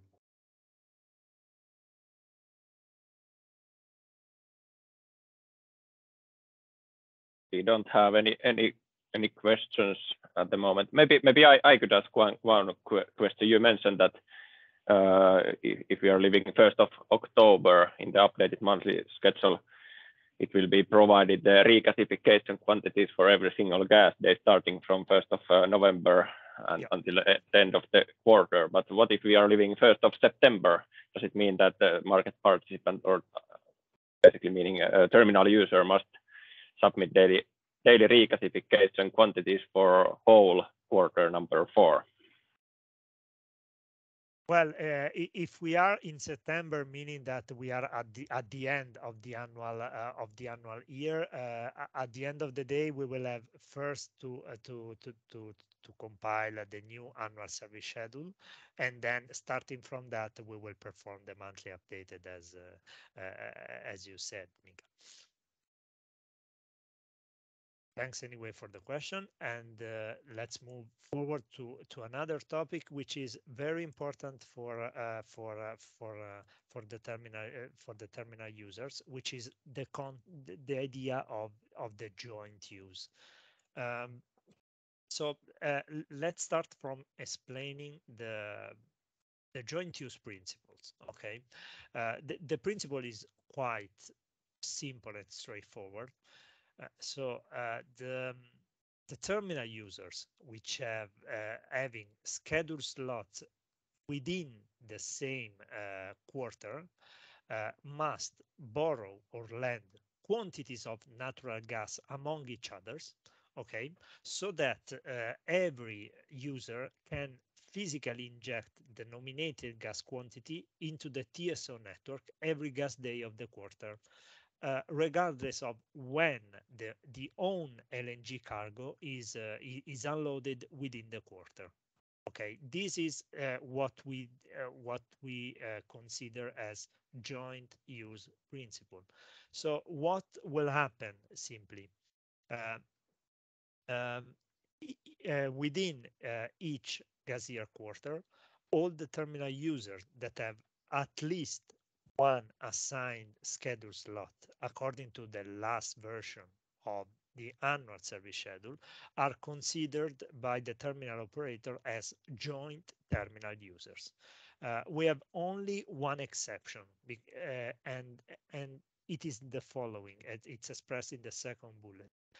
We may have some schedule slot which are assigned late, and if we have slots that are assigned after the approval of the last service schedule prior to the quarter start, such slots will be excluded from the joint use. So let's make an example. No, let's imagine that we are in the second quarter.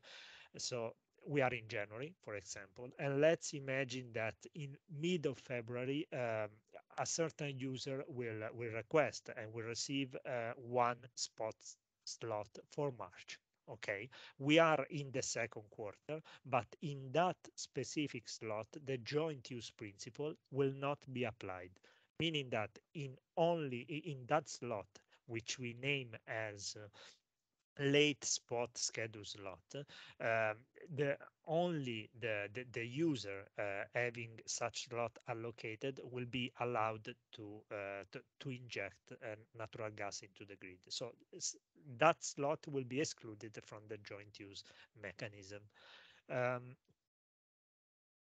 The joint terminal users, as mentioned, with only the exception of the late spot schedule slots, are obliged, there is no choice, are obliged to exchange natural gas quantities in injection into the TSO network with all other joint terminal users of the gas year quarter of reference. But simply speaking, how does it work? How does the lending and borrowing of natural gas in injection works? So let's imagine that a quantity of regasified natural gas that has been delivered by a terminal user that for this purpose is a lender will be assigned to a borrower according to the criteria that I'm explaining. So the borrowing will happen if the borrower will have a daily regasification nomination approved by the terminal operator, but has no planned LNG carrier unload of that slot. So in such a case, the user will need to borrow natural gas. The borrowed quantity is considered as temporary lend. So the borrower at the end of the day will be obliged to return an equal quantity of natural gas to the lender within the same gas year quarter. Any potential imbalances will be settled at the end of the quarter. How does it works in practice? So we are defining in the terminal rules the net borrowed quantity. Such quantity is simply the difference between the quantity of natural gas borrowed by a single borrower from a single lender, net of the quantity of natural gas returned by such borrower to such lender. It means at the end the debt that the borrower has toward a specific lender. Okay. At the end of the quarter, we will make sure that each net borrowed quantity for each borrower towards each lender that is not equal to zero will be settled by the terminal operator. Such settlements will be performed according to the provision of the joint terminal use contract, and it will be done either by physical clearance or if this cannot be made at the prevailing market price.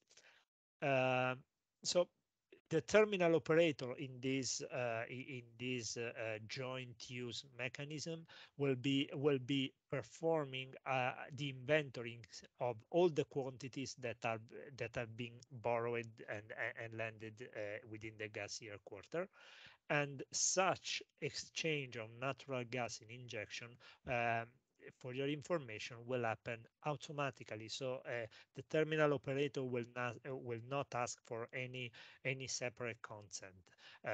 This will happen on a daily basis.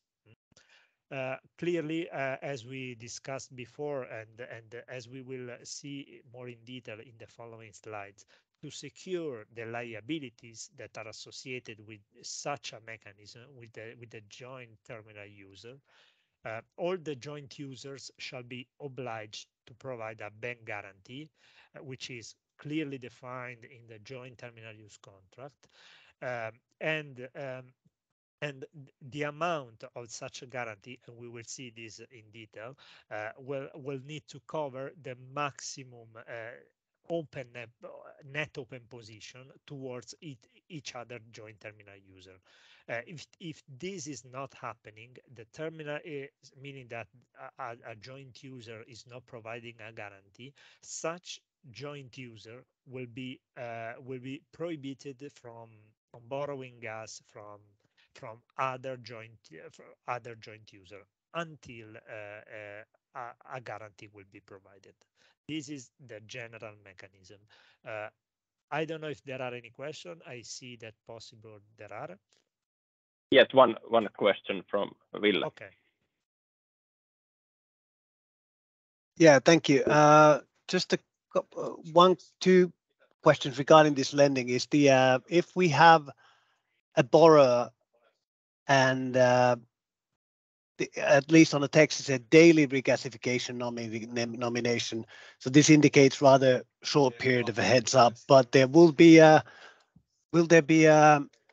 is the borrower required to specify before the start of the quarter how much they plan to nominate on a daily regasification nomination period? Because then, and secondly, if that slot for the borrower and he needs to return by the end of the quarter, let's say has a slot in mid-March, and that regasification period would extend past the change of the month, i.e. shoulder, so it would actually be delivered in the month of April, how the pricing differences will be sorted out.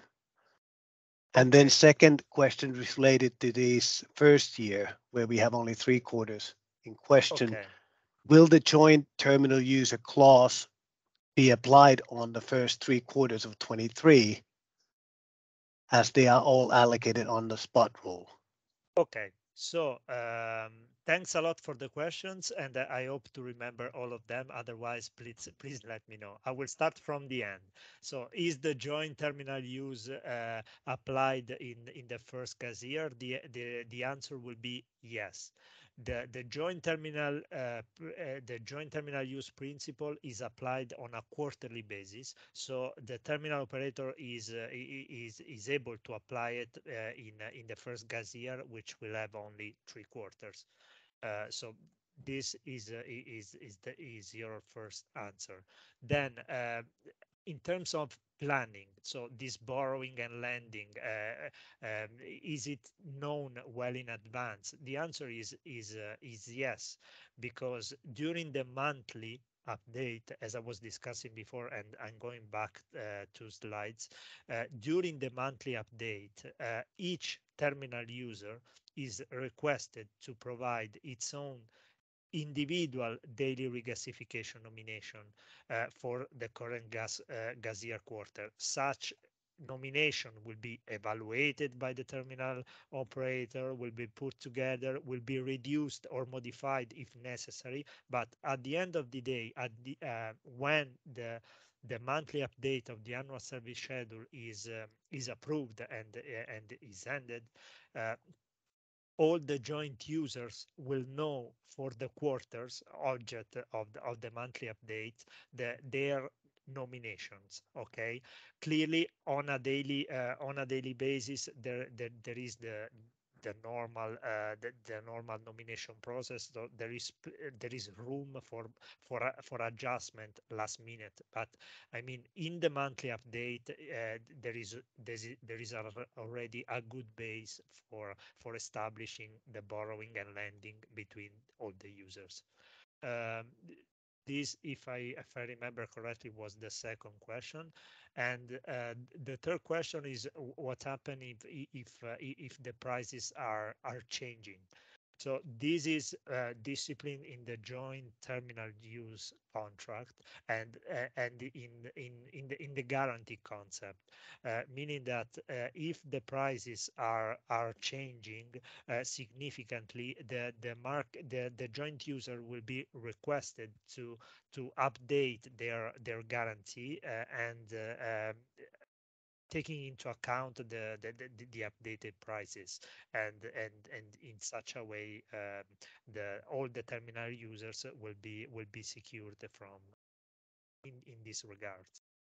I don't know if I answer all your doubts. If not, please remember the other question.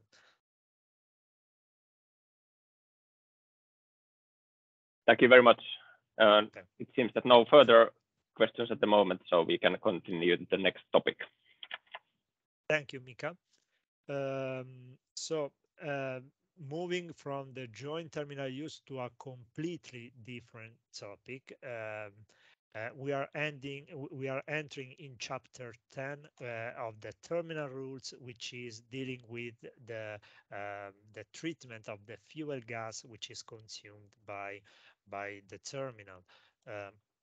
So as Kimmo before tried to explain, but now we enter into the detail, the terminal operator is entitled to use a portion of the LNG that has been brought to the terminal by a certain terminal user during each slot for its own operation.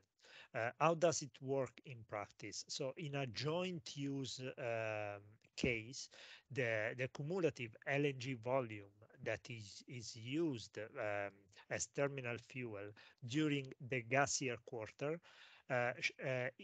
shall not be higher than the 3% of the cumulative LNG regasified during all the slots of the gas year quarter.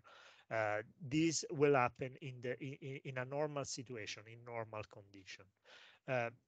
If we are in a late spot schedule slot, I mean, the criterion is exactly the same. So the LNG volume that will be used in such specific slot will not be higher than 3% of the LNG regasified during that late spot schedule slot. The important point here is that if the terminal fuel consumption is not higher than this 3% as explained, the terminal operator will not give any economically compensation to the terminal user. So the terminal user should acknowledge this. What happens if, due to the terminal operator's defaults, the quantity of LNG that is used by the terminal for its own operation is exceeding this 3%? Well, at this point, the terminal operator will compensate the value of the LNG, which is clearly exceeding this 3% to the terminal user. The compensation will be done using the LNG price, which is a defined term in the terminal rules. The LNG price is the lower of the actual invoice price that is paid for the LNG, for the relevant LNG, using the last in first out principle, and the 12% of the brand. So the lower of these two will be the LNG price, but there is a precise definition in the definition chapter of the terminal rules for this term. So this compensation, the exceeding LNG compared to this 3%, will be the sole and exclusive remedy for the fuel consumption exceeding the rate. So the terminal user, in other words, shall not be entitled to any additional remedy with respect to the LNG price at the end, the compensation with the LNG price. For your info, clearly, if we are in a joint use situation and we need to split this quota between the joint terminal users, I mean, this compensation will be divided in proportion to each joint terminal users accepted regasification nomination, and this will be done clearly by the terminal operator. I don't know if there are any questions, Mika. There's one question, but I think that we should go forward in the next topics and then ask those questions in the end of your part before going to interface between TSO and terminal. So okay. Perfect. So as for your info, this choice of the LNG price references has been defined in such a way as there is a an agreement in this direction between the terminal operator and Accelerate. And I saw that question was also arising. So moving to the next chapter, we will enter in the pricing term. The pricing terms are established in a completely different document. They are the Annex 1 of the General Terms and Conditions. So, in short, the main principles are the following. So the terminal user shall pay clearly a service tariff to the terminal operator for each slot that have been allocated to it. The service tariff, as Kim was announcing at the beginning, will be calculated by multiplying these 2.46 euro per megawatt hour, VAT excluded, by the higher of the following terms. The volume of LNG in a megawatt hour to be unloaded in accordance with the last version of the annual service schedule, and the volume that will be actually unloaded during the slot. So the higher of those two will be multiplying the service the unitary service tariff 2.46 euro per megawatt hour. Two main comments to that.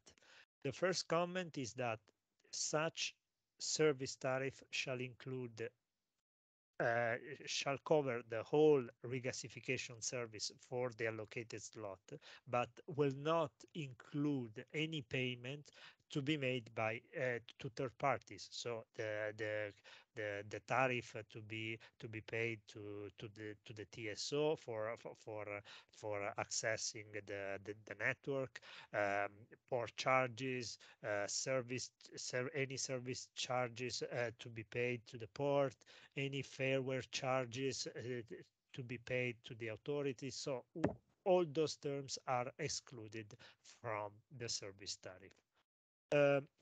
In terms of payment terms, the terminal user shall pay the service tariff for each slot within 14 calendar days from the completion of the unloading of LNG into the terminal during the allocated slot, clearly, or if such unloading is not completed during the slot, within 14 calendar days from the end of the slot. And for minor details, I mean, there is the Annex 1, which is establishing all the different topics. I don't know if there are questions regarding the pricing slide and pricing criteria, Mika, if you can support me on that. Yes, we have.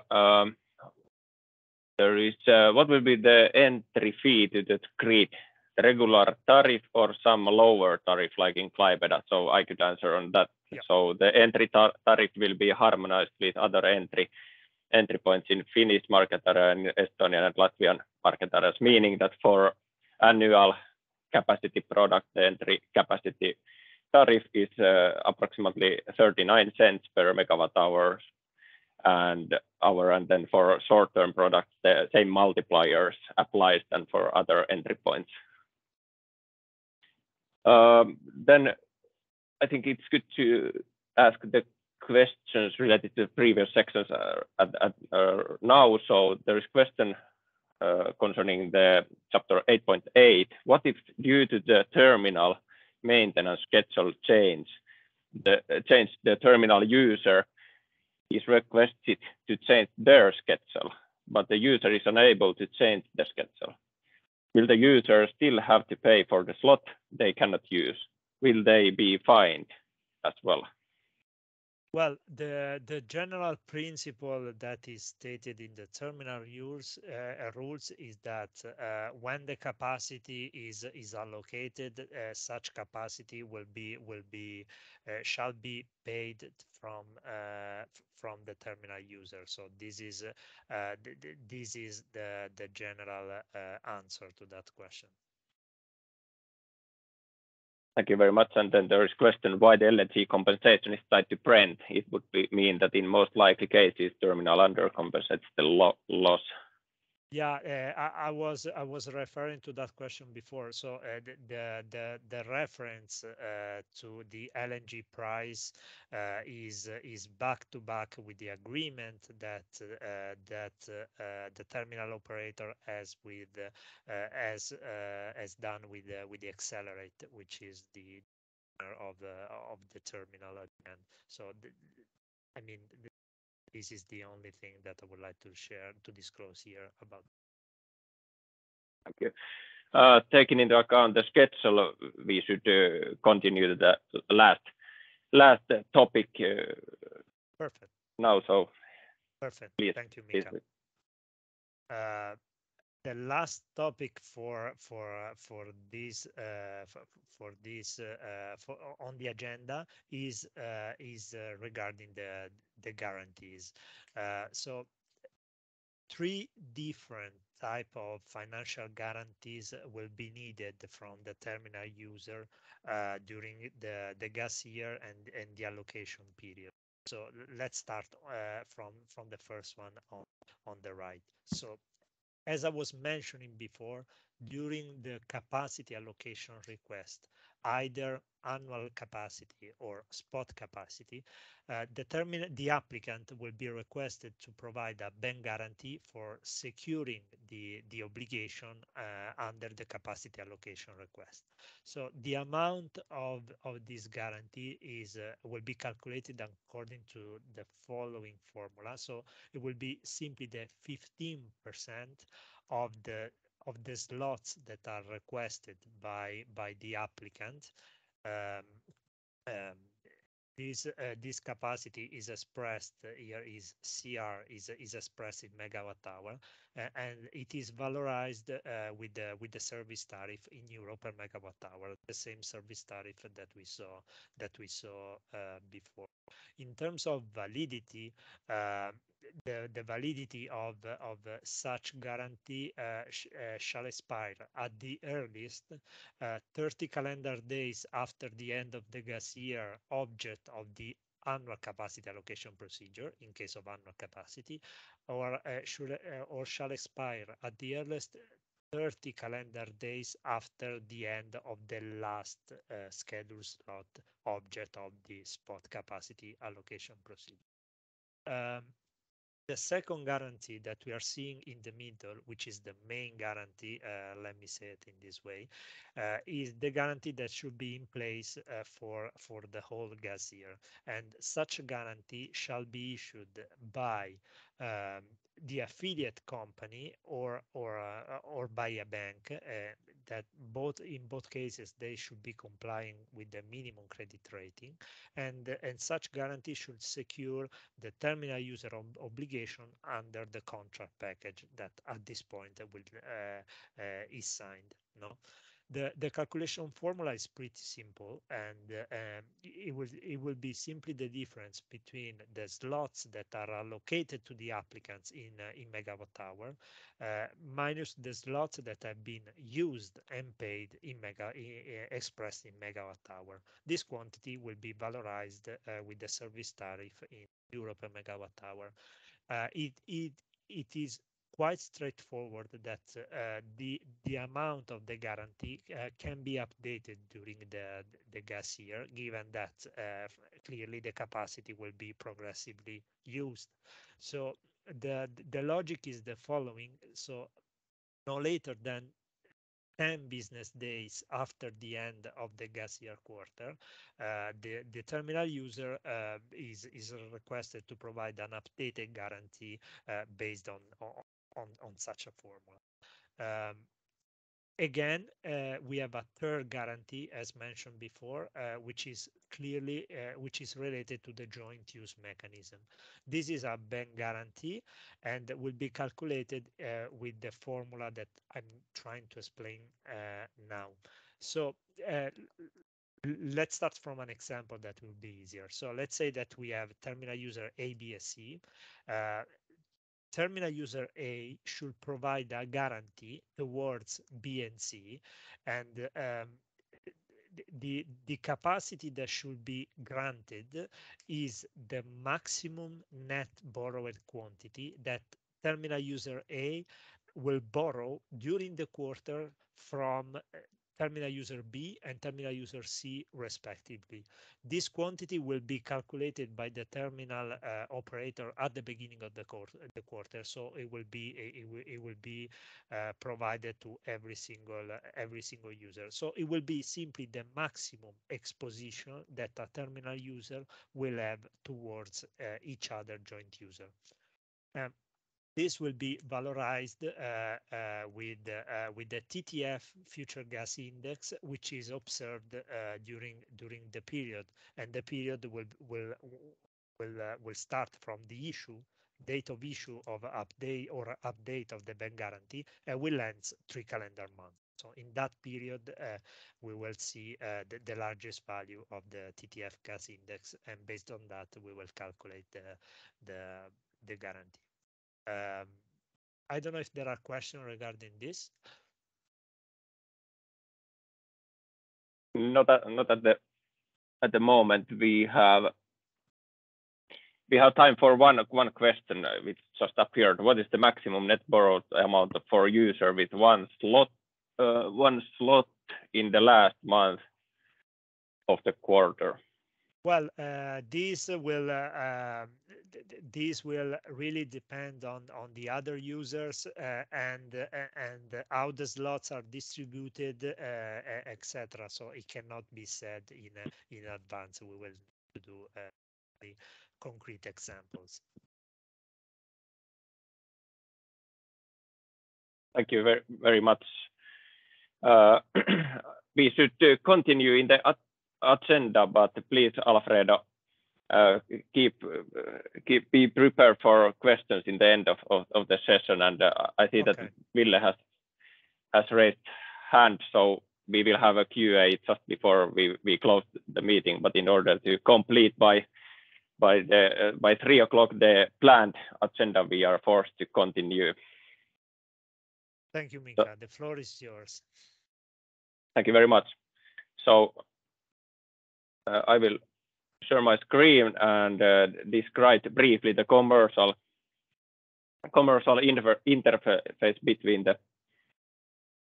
the floating LNG terminal and the transmission network, meaning basically nomination procedure and entry capacity booking in order to get gas delivered to the transmission network. So daily nominations will be submitted, and here you can see the Annex 10, which is basically the annual schedule monthly update form, which is part of the terminal rule package, where each terminal user indicates their regasification nomination for the period, and shipper or shippers, depending on their plans, whether they have one counterparty acting as a shipper or several ones. EIC code is required.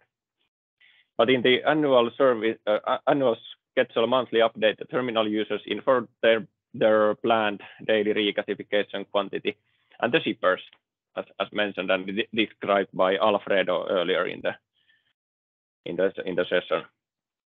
And the schedule sets the frame for terminal users' daily nominations, which shall be submitted on a daily basis.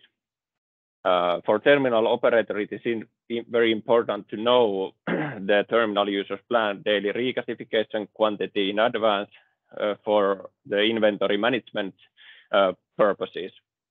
So the annual schedule monthly update form and the approved document sets the limit for actual daily nominations. And the terminal users' daily aggregated nominations for the shippers must be within the requirements set by the terminal operator. So it may be so that the indicated nomination can either be increased or decreased, if not fulfilling the criteria set by the operator. So-called single-sided nomination procedure will be applied, and only terminal users submit nominations. This means that each shipper and terminal user must conclude a authorization document where the shipper gives permission for the terminal user to nominate on his behalf. Terminal user, if having several counterparties acting as a shipper, must nominate separately for each shipper, so that the TSO then knows how much entry is allocated in order to complete the balancing calculations on the transmission network side.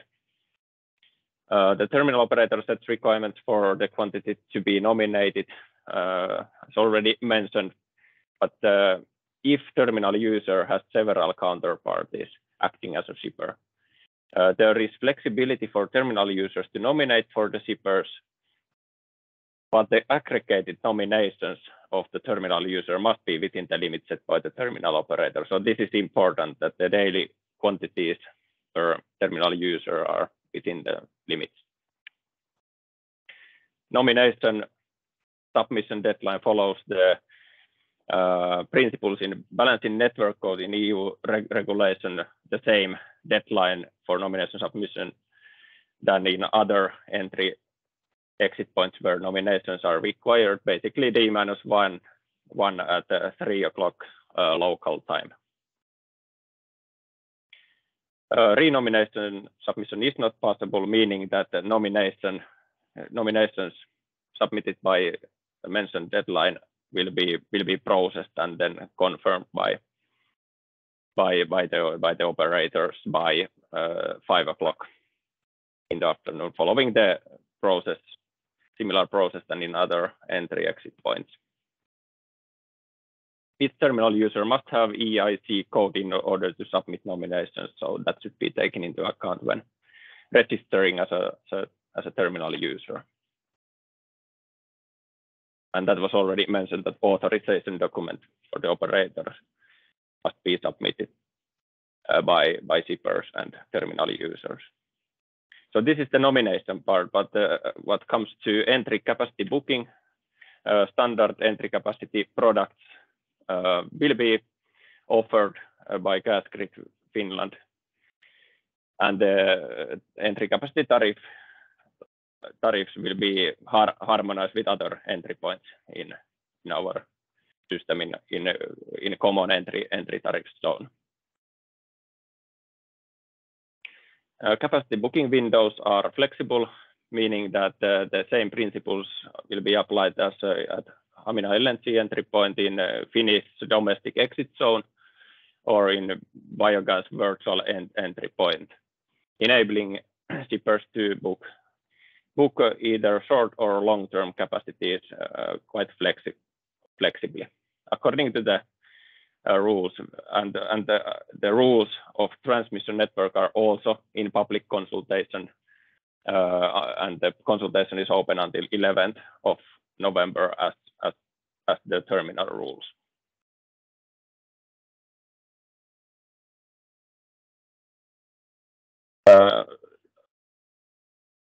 Then after receiving the confirmed nomination, there is still a possibility for shipper to book capacity in case shipper has not booked sufficient capacity before the confirmed nominations are submitted. This follows the general already applicable capacity booking deadlines we have in other points, meaning that for day ahead entry capacity D-1 at 6 o'clock will be the deadline for day ahead capacity booking, and after that the shipper may book within day capacity. If after the gas day D, let's say after a certain gas day there is not sufficient capacity booked, shippers shall pay capacity overrun charge insofar the allocated quantity exceeds allocated capacity for the gas day. So this is the general principle and interface between the terminal and transmission network.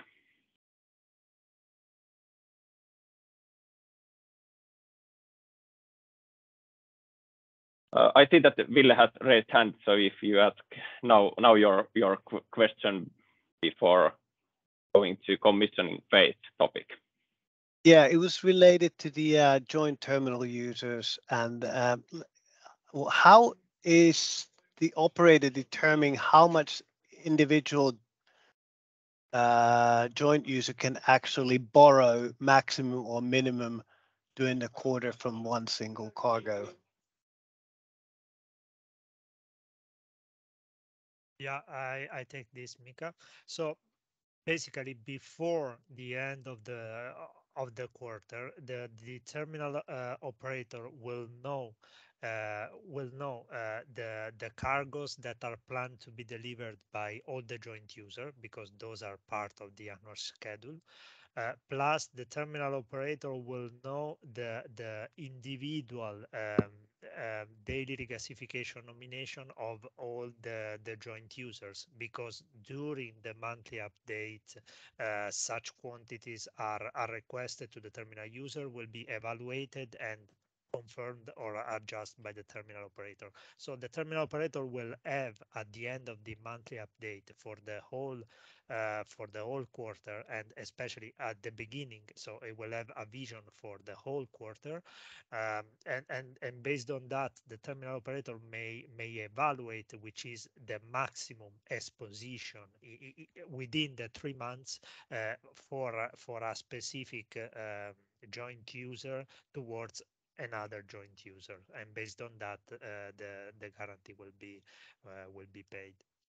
But that doesn't explain if you have, for example, January, where you might assume that consumption is higher than the March, for example, on the temperature related issues. Yeah. Or you have a April or consumption higher than the midsummer consumption due to the so could it be that the one that brings the cargo, for example, in January, might receive only 1/10 of it,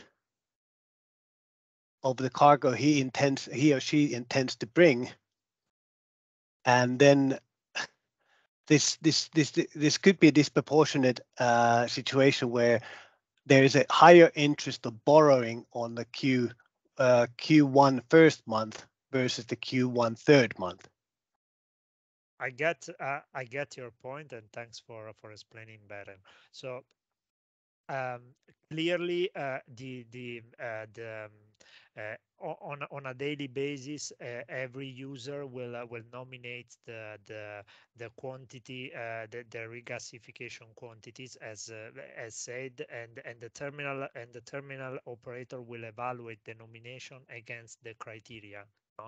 We didn't enter in the criteria right now, but if you have a look at the terminal use rules, you will see that the terminal operator will unilaterally change the nomination in case, for example, the total the nomination submitted by all joint users, for example, are exceeding the maximum allowed daily nomination. So in this case, clearly the terminal operator will reduce unilaterally all the nomination, and such reduction will be done pro quota, no pro rata.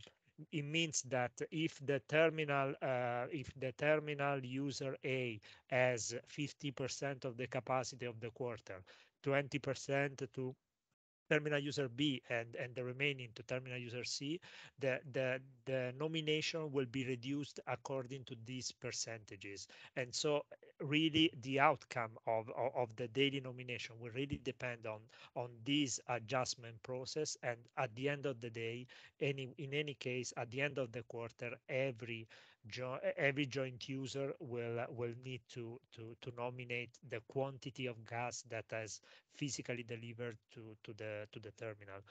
So the terminal operator will make sure that there is coherence between the LNG that is brought to the terminal and the nomination that are done on a daily basis. Thank you very much, and my apologies, Ajay. We are forced to continue to the next agenda point, the commissioning phase and special procedures applicable in the first year. So thank you very much, Alfredo, for the presentation, and now I'd like to give floor for Kimmo Rahkama.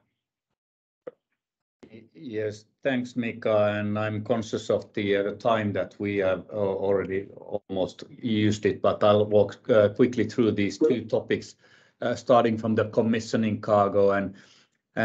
First of all, this commissioning, the first cargo that will arrive to the terminal is not really a pure commercial cargo, but it's mainly to ensure that the operations can be conducted in safe and reliable way at the terminal. And so it's kind of a test cargo, and so the terminal itself cannot commit to any specific timetable. So, but let's say that there is a good amount of LNG arriving, a full cargo arriving as a commissioning cargo. First, of course, it will be used as gassing up and cooling down the vessel, and also for the heel of the vessel, which is approximately 4,000 cubic meters.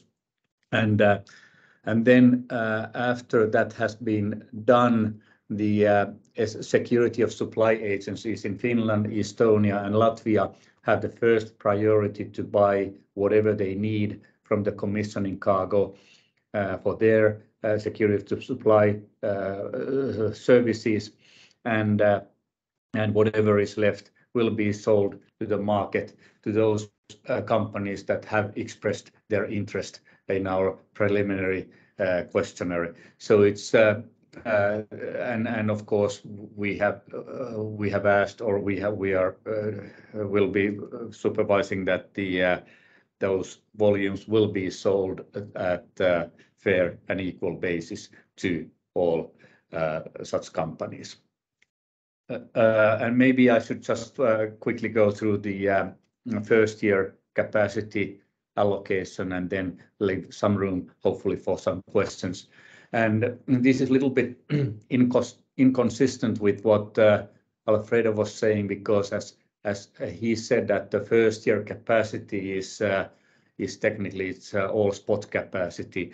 However, we thought that we would slightly modify that in practice, because it's not very practical if somebody comes on the first day and books all the good capacity, and on the second day only bad capacity is left for other users. So sorry, I'm using this good and bad capacity a little bit too loosely, but you get the point anyways.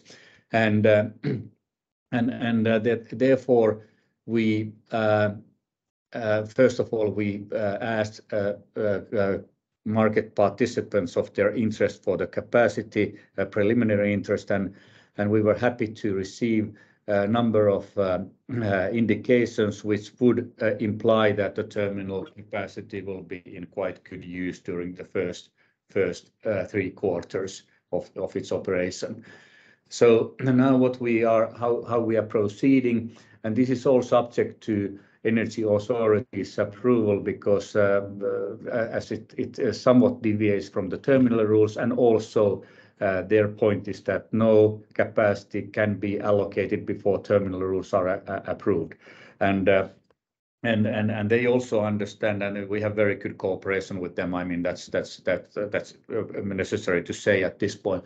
But they also understand that there are time constraints, that if we plan to have capacity allocated for January, there needs to be some commercial operations done rather soon.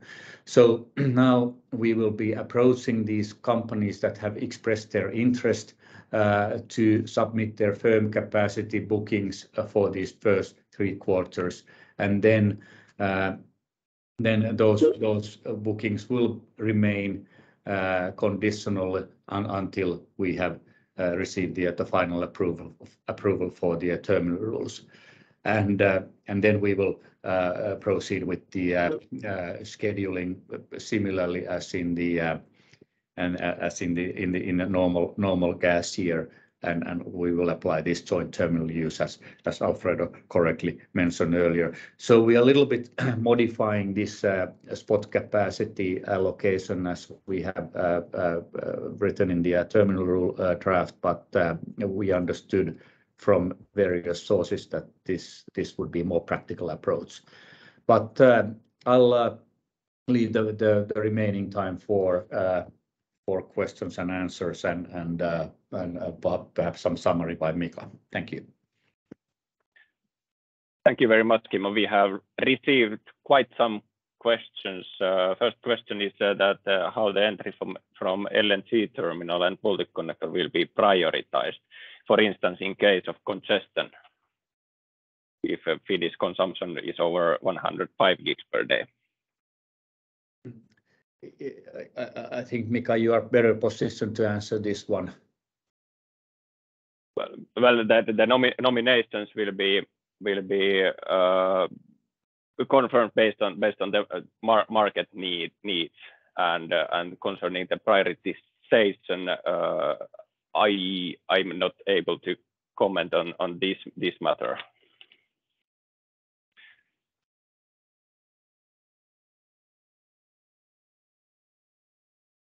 Then we have a question from Brendan that why will the terminal not accept Russian LNG? Finland continues to take Russian LNG at its other small facilities, and there is currently no law against it.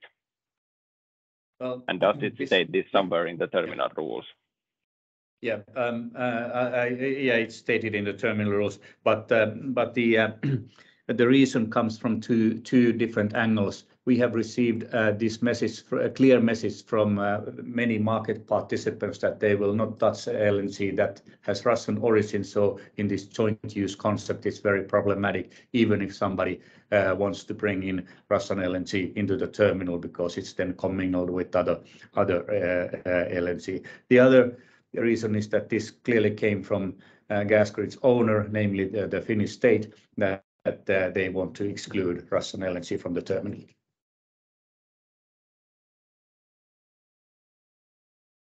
Then there's a question that who exactly is liable if LNG vessel cannot enter terminal location due to ice conditions when incorporated, not the ice free. I may take this. As in the terminal rules, there is a dedicated section. It should be 8.9, if I'm not mistaken, regarding the adverse weather condition. Okay, so in this section, it's stated that the terminal operator has the right to limit or restrict the services in case of adverse weather condition, and this clearly will happen also during ice condition.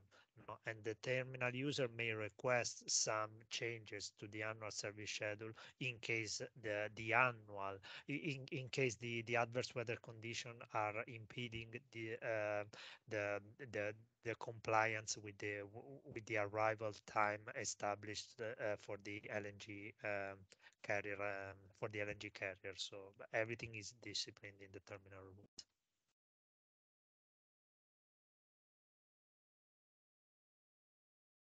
Mika?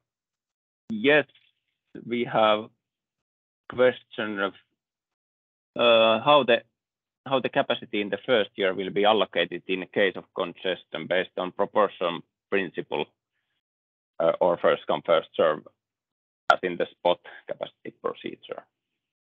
Yes, this is really the reason why we wanted to apply this type of procedure that I just described instead of having this first come first serve thing that in case we have oversubscription of capacity, we can then allocate the capacity in a fair manner to all interested parties.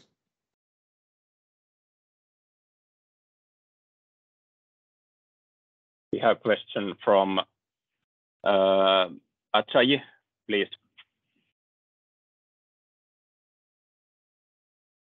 Oh, hi. I just wanted to ask regarding the vessel arrival schedules. Would they be published like we have for other European ports like Poland, like Northwest Europe, like the UK, like France? Would the vessel arrival for the LNG cargoes due to be arrive be published? Yeah, to be honest, we haven't discussed of that, and we haven't decided anything about it yet. But personally, I see no reason why it couldn't be published, because of course the vessel timetables and vessel movements are public information anyway. But that's an incomplete answer. I understand that myself, but we, as said, we haven't really touched on that issue yet. Ville Hatakka. Yes, thank you again. It's related to the adverse weather conditions. That was kind of clear, but how about when the operator is doing a compatibility study? Will they, during the heating season or the ice season, will they consider whether the incoming LNG vessel, does it have an ice class or not? Will that determine whether it's suitable for the port? No, actually not, because the compatibility study is related to the vessel compatibility. So how they do two vessels, the exemplar and the incoming vessel, how they fit together. Also, there is the vetting procedure, which is of course regarding safety and so on. But the ice conditions are out of the scope of the compatibility study. One note I would like to make, that we have made our best efforts to ensure that icebreaker assistance would be available for incoming LNG vessels, and the problem with it is that the transportation authority, which is in charge of the icebreaker assistance, they cannot give any permanent exception to their ice class rules. But they understand the necessity of these vessels getting into INCO, because it has a high national interest due to energy supply security. So no promises whatsoever, but except that best efforts will be done from their side as well.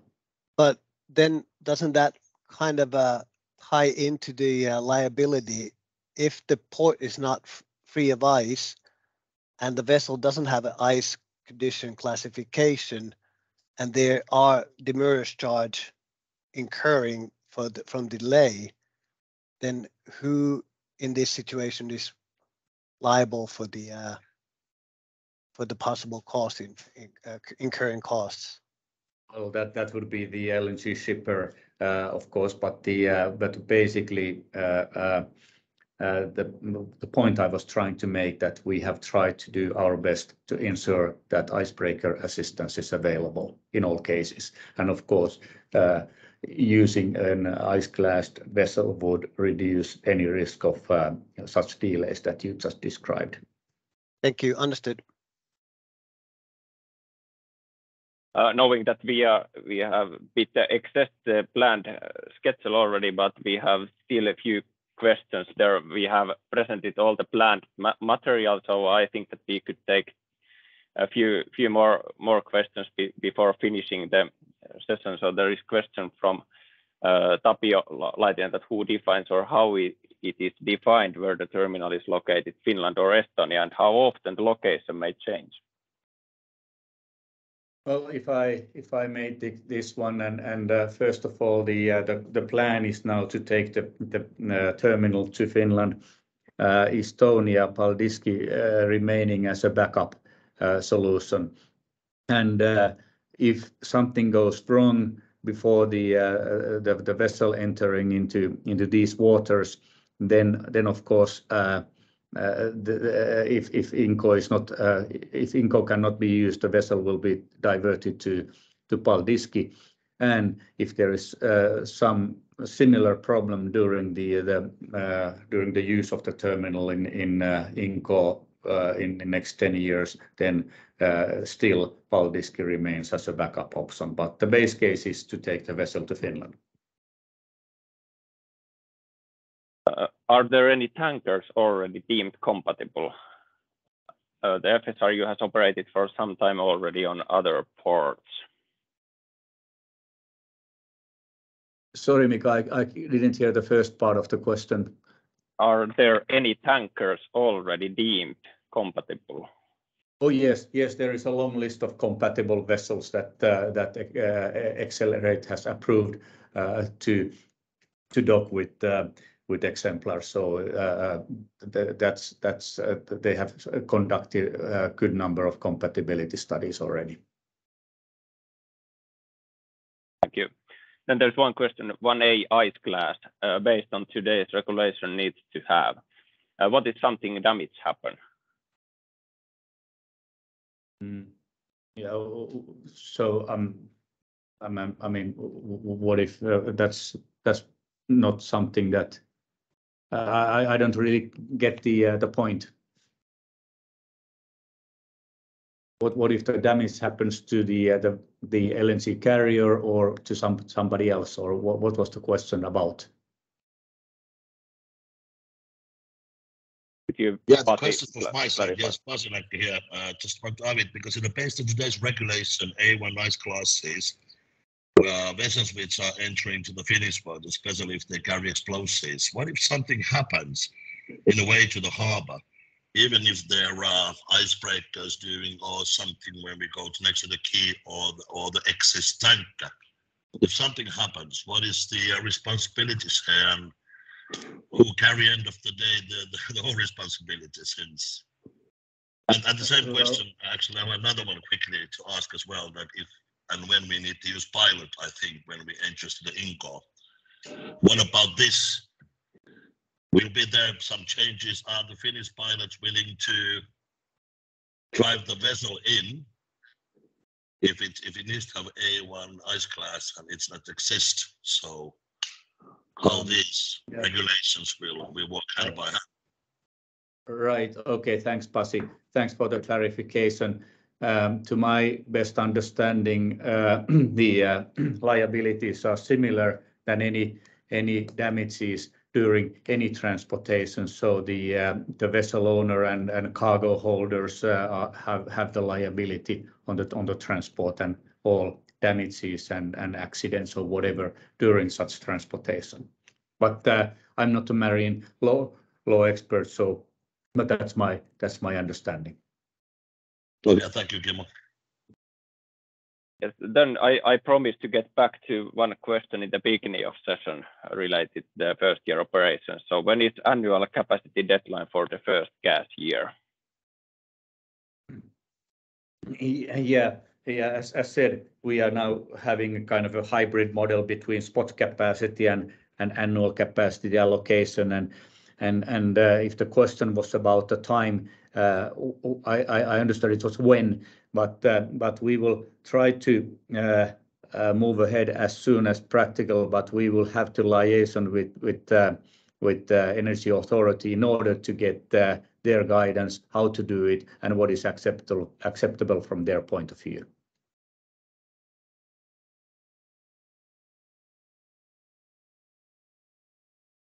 Thank you very much.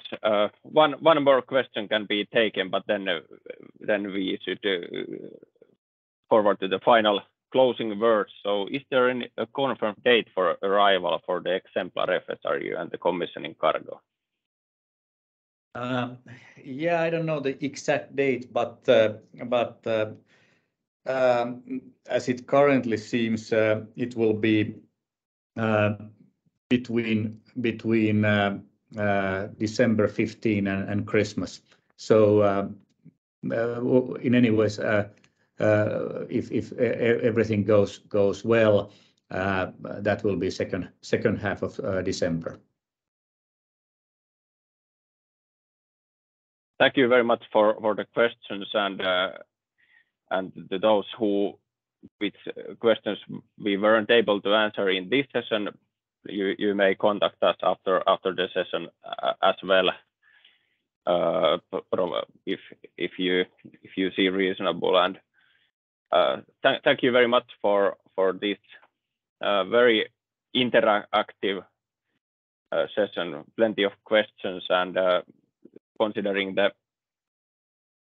considering the closing word, I really appreciate if you would be able to give us feedback for this 3-hour intense session using Mentimeter questionnaire document. There is one question behind the following link and the code. So if you could give us feedback, that would be highly appreciated. Meanwhile, I'd like to mention that the public consultation organized by energy authority is ongoing, and it is open until 11th of November. So there are still a few days time to provide opinions. The consultation material can be found behind the gas grid website. This material package will be shared in our webpage after the session, meaning that you can see the links either from the material or by finding the section projects, and that this FSRU project is described, including the consultation material. And the consultation package includes 4 documents which will be approved by Finnish Energy Authority and Estonian NRA, Estonian Competition Authority will approve the package based on their requirements, but the Finnish Energy Authority will approve 4 documents, and the remaining annexes, which also can be found from Gas Grid Finland's website, will not be confirmed approved by NRA, but you may still provide comments to Gas Grid Finland to those annexes, including, for instance, the monthly update form, etc. There are a number of forms behind the website. So I think that now it is time to conclude and finalize the meeting. So thank you very much for participating. I encourage you to provide opinions on the terminal rule package, and then we will keep you up to date once new information is available. And we are already living a beginning of November, so it is not a too long time before the FSRU will flow towards Gulf of Finland. So thank you very much for this session, and have a great rest of the working week. Thank you very much.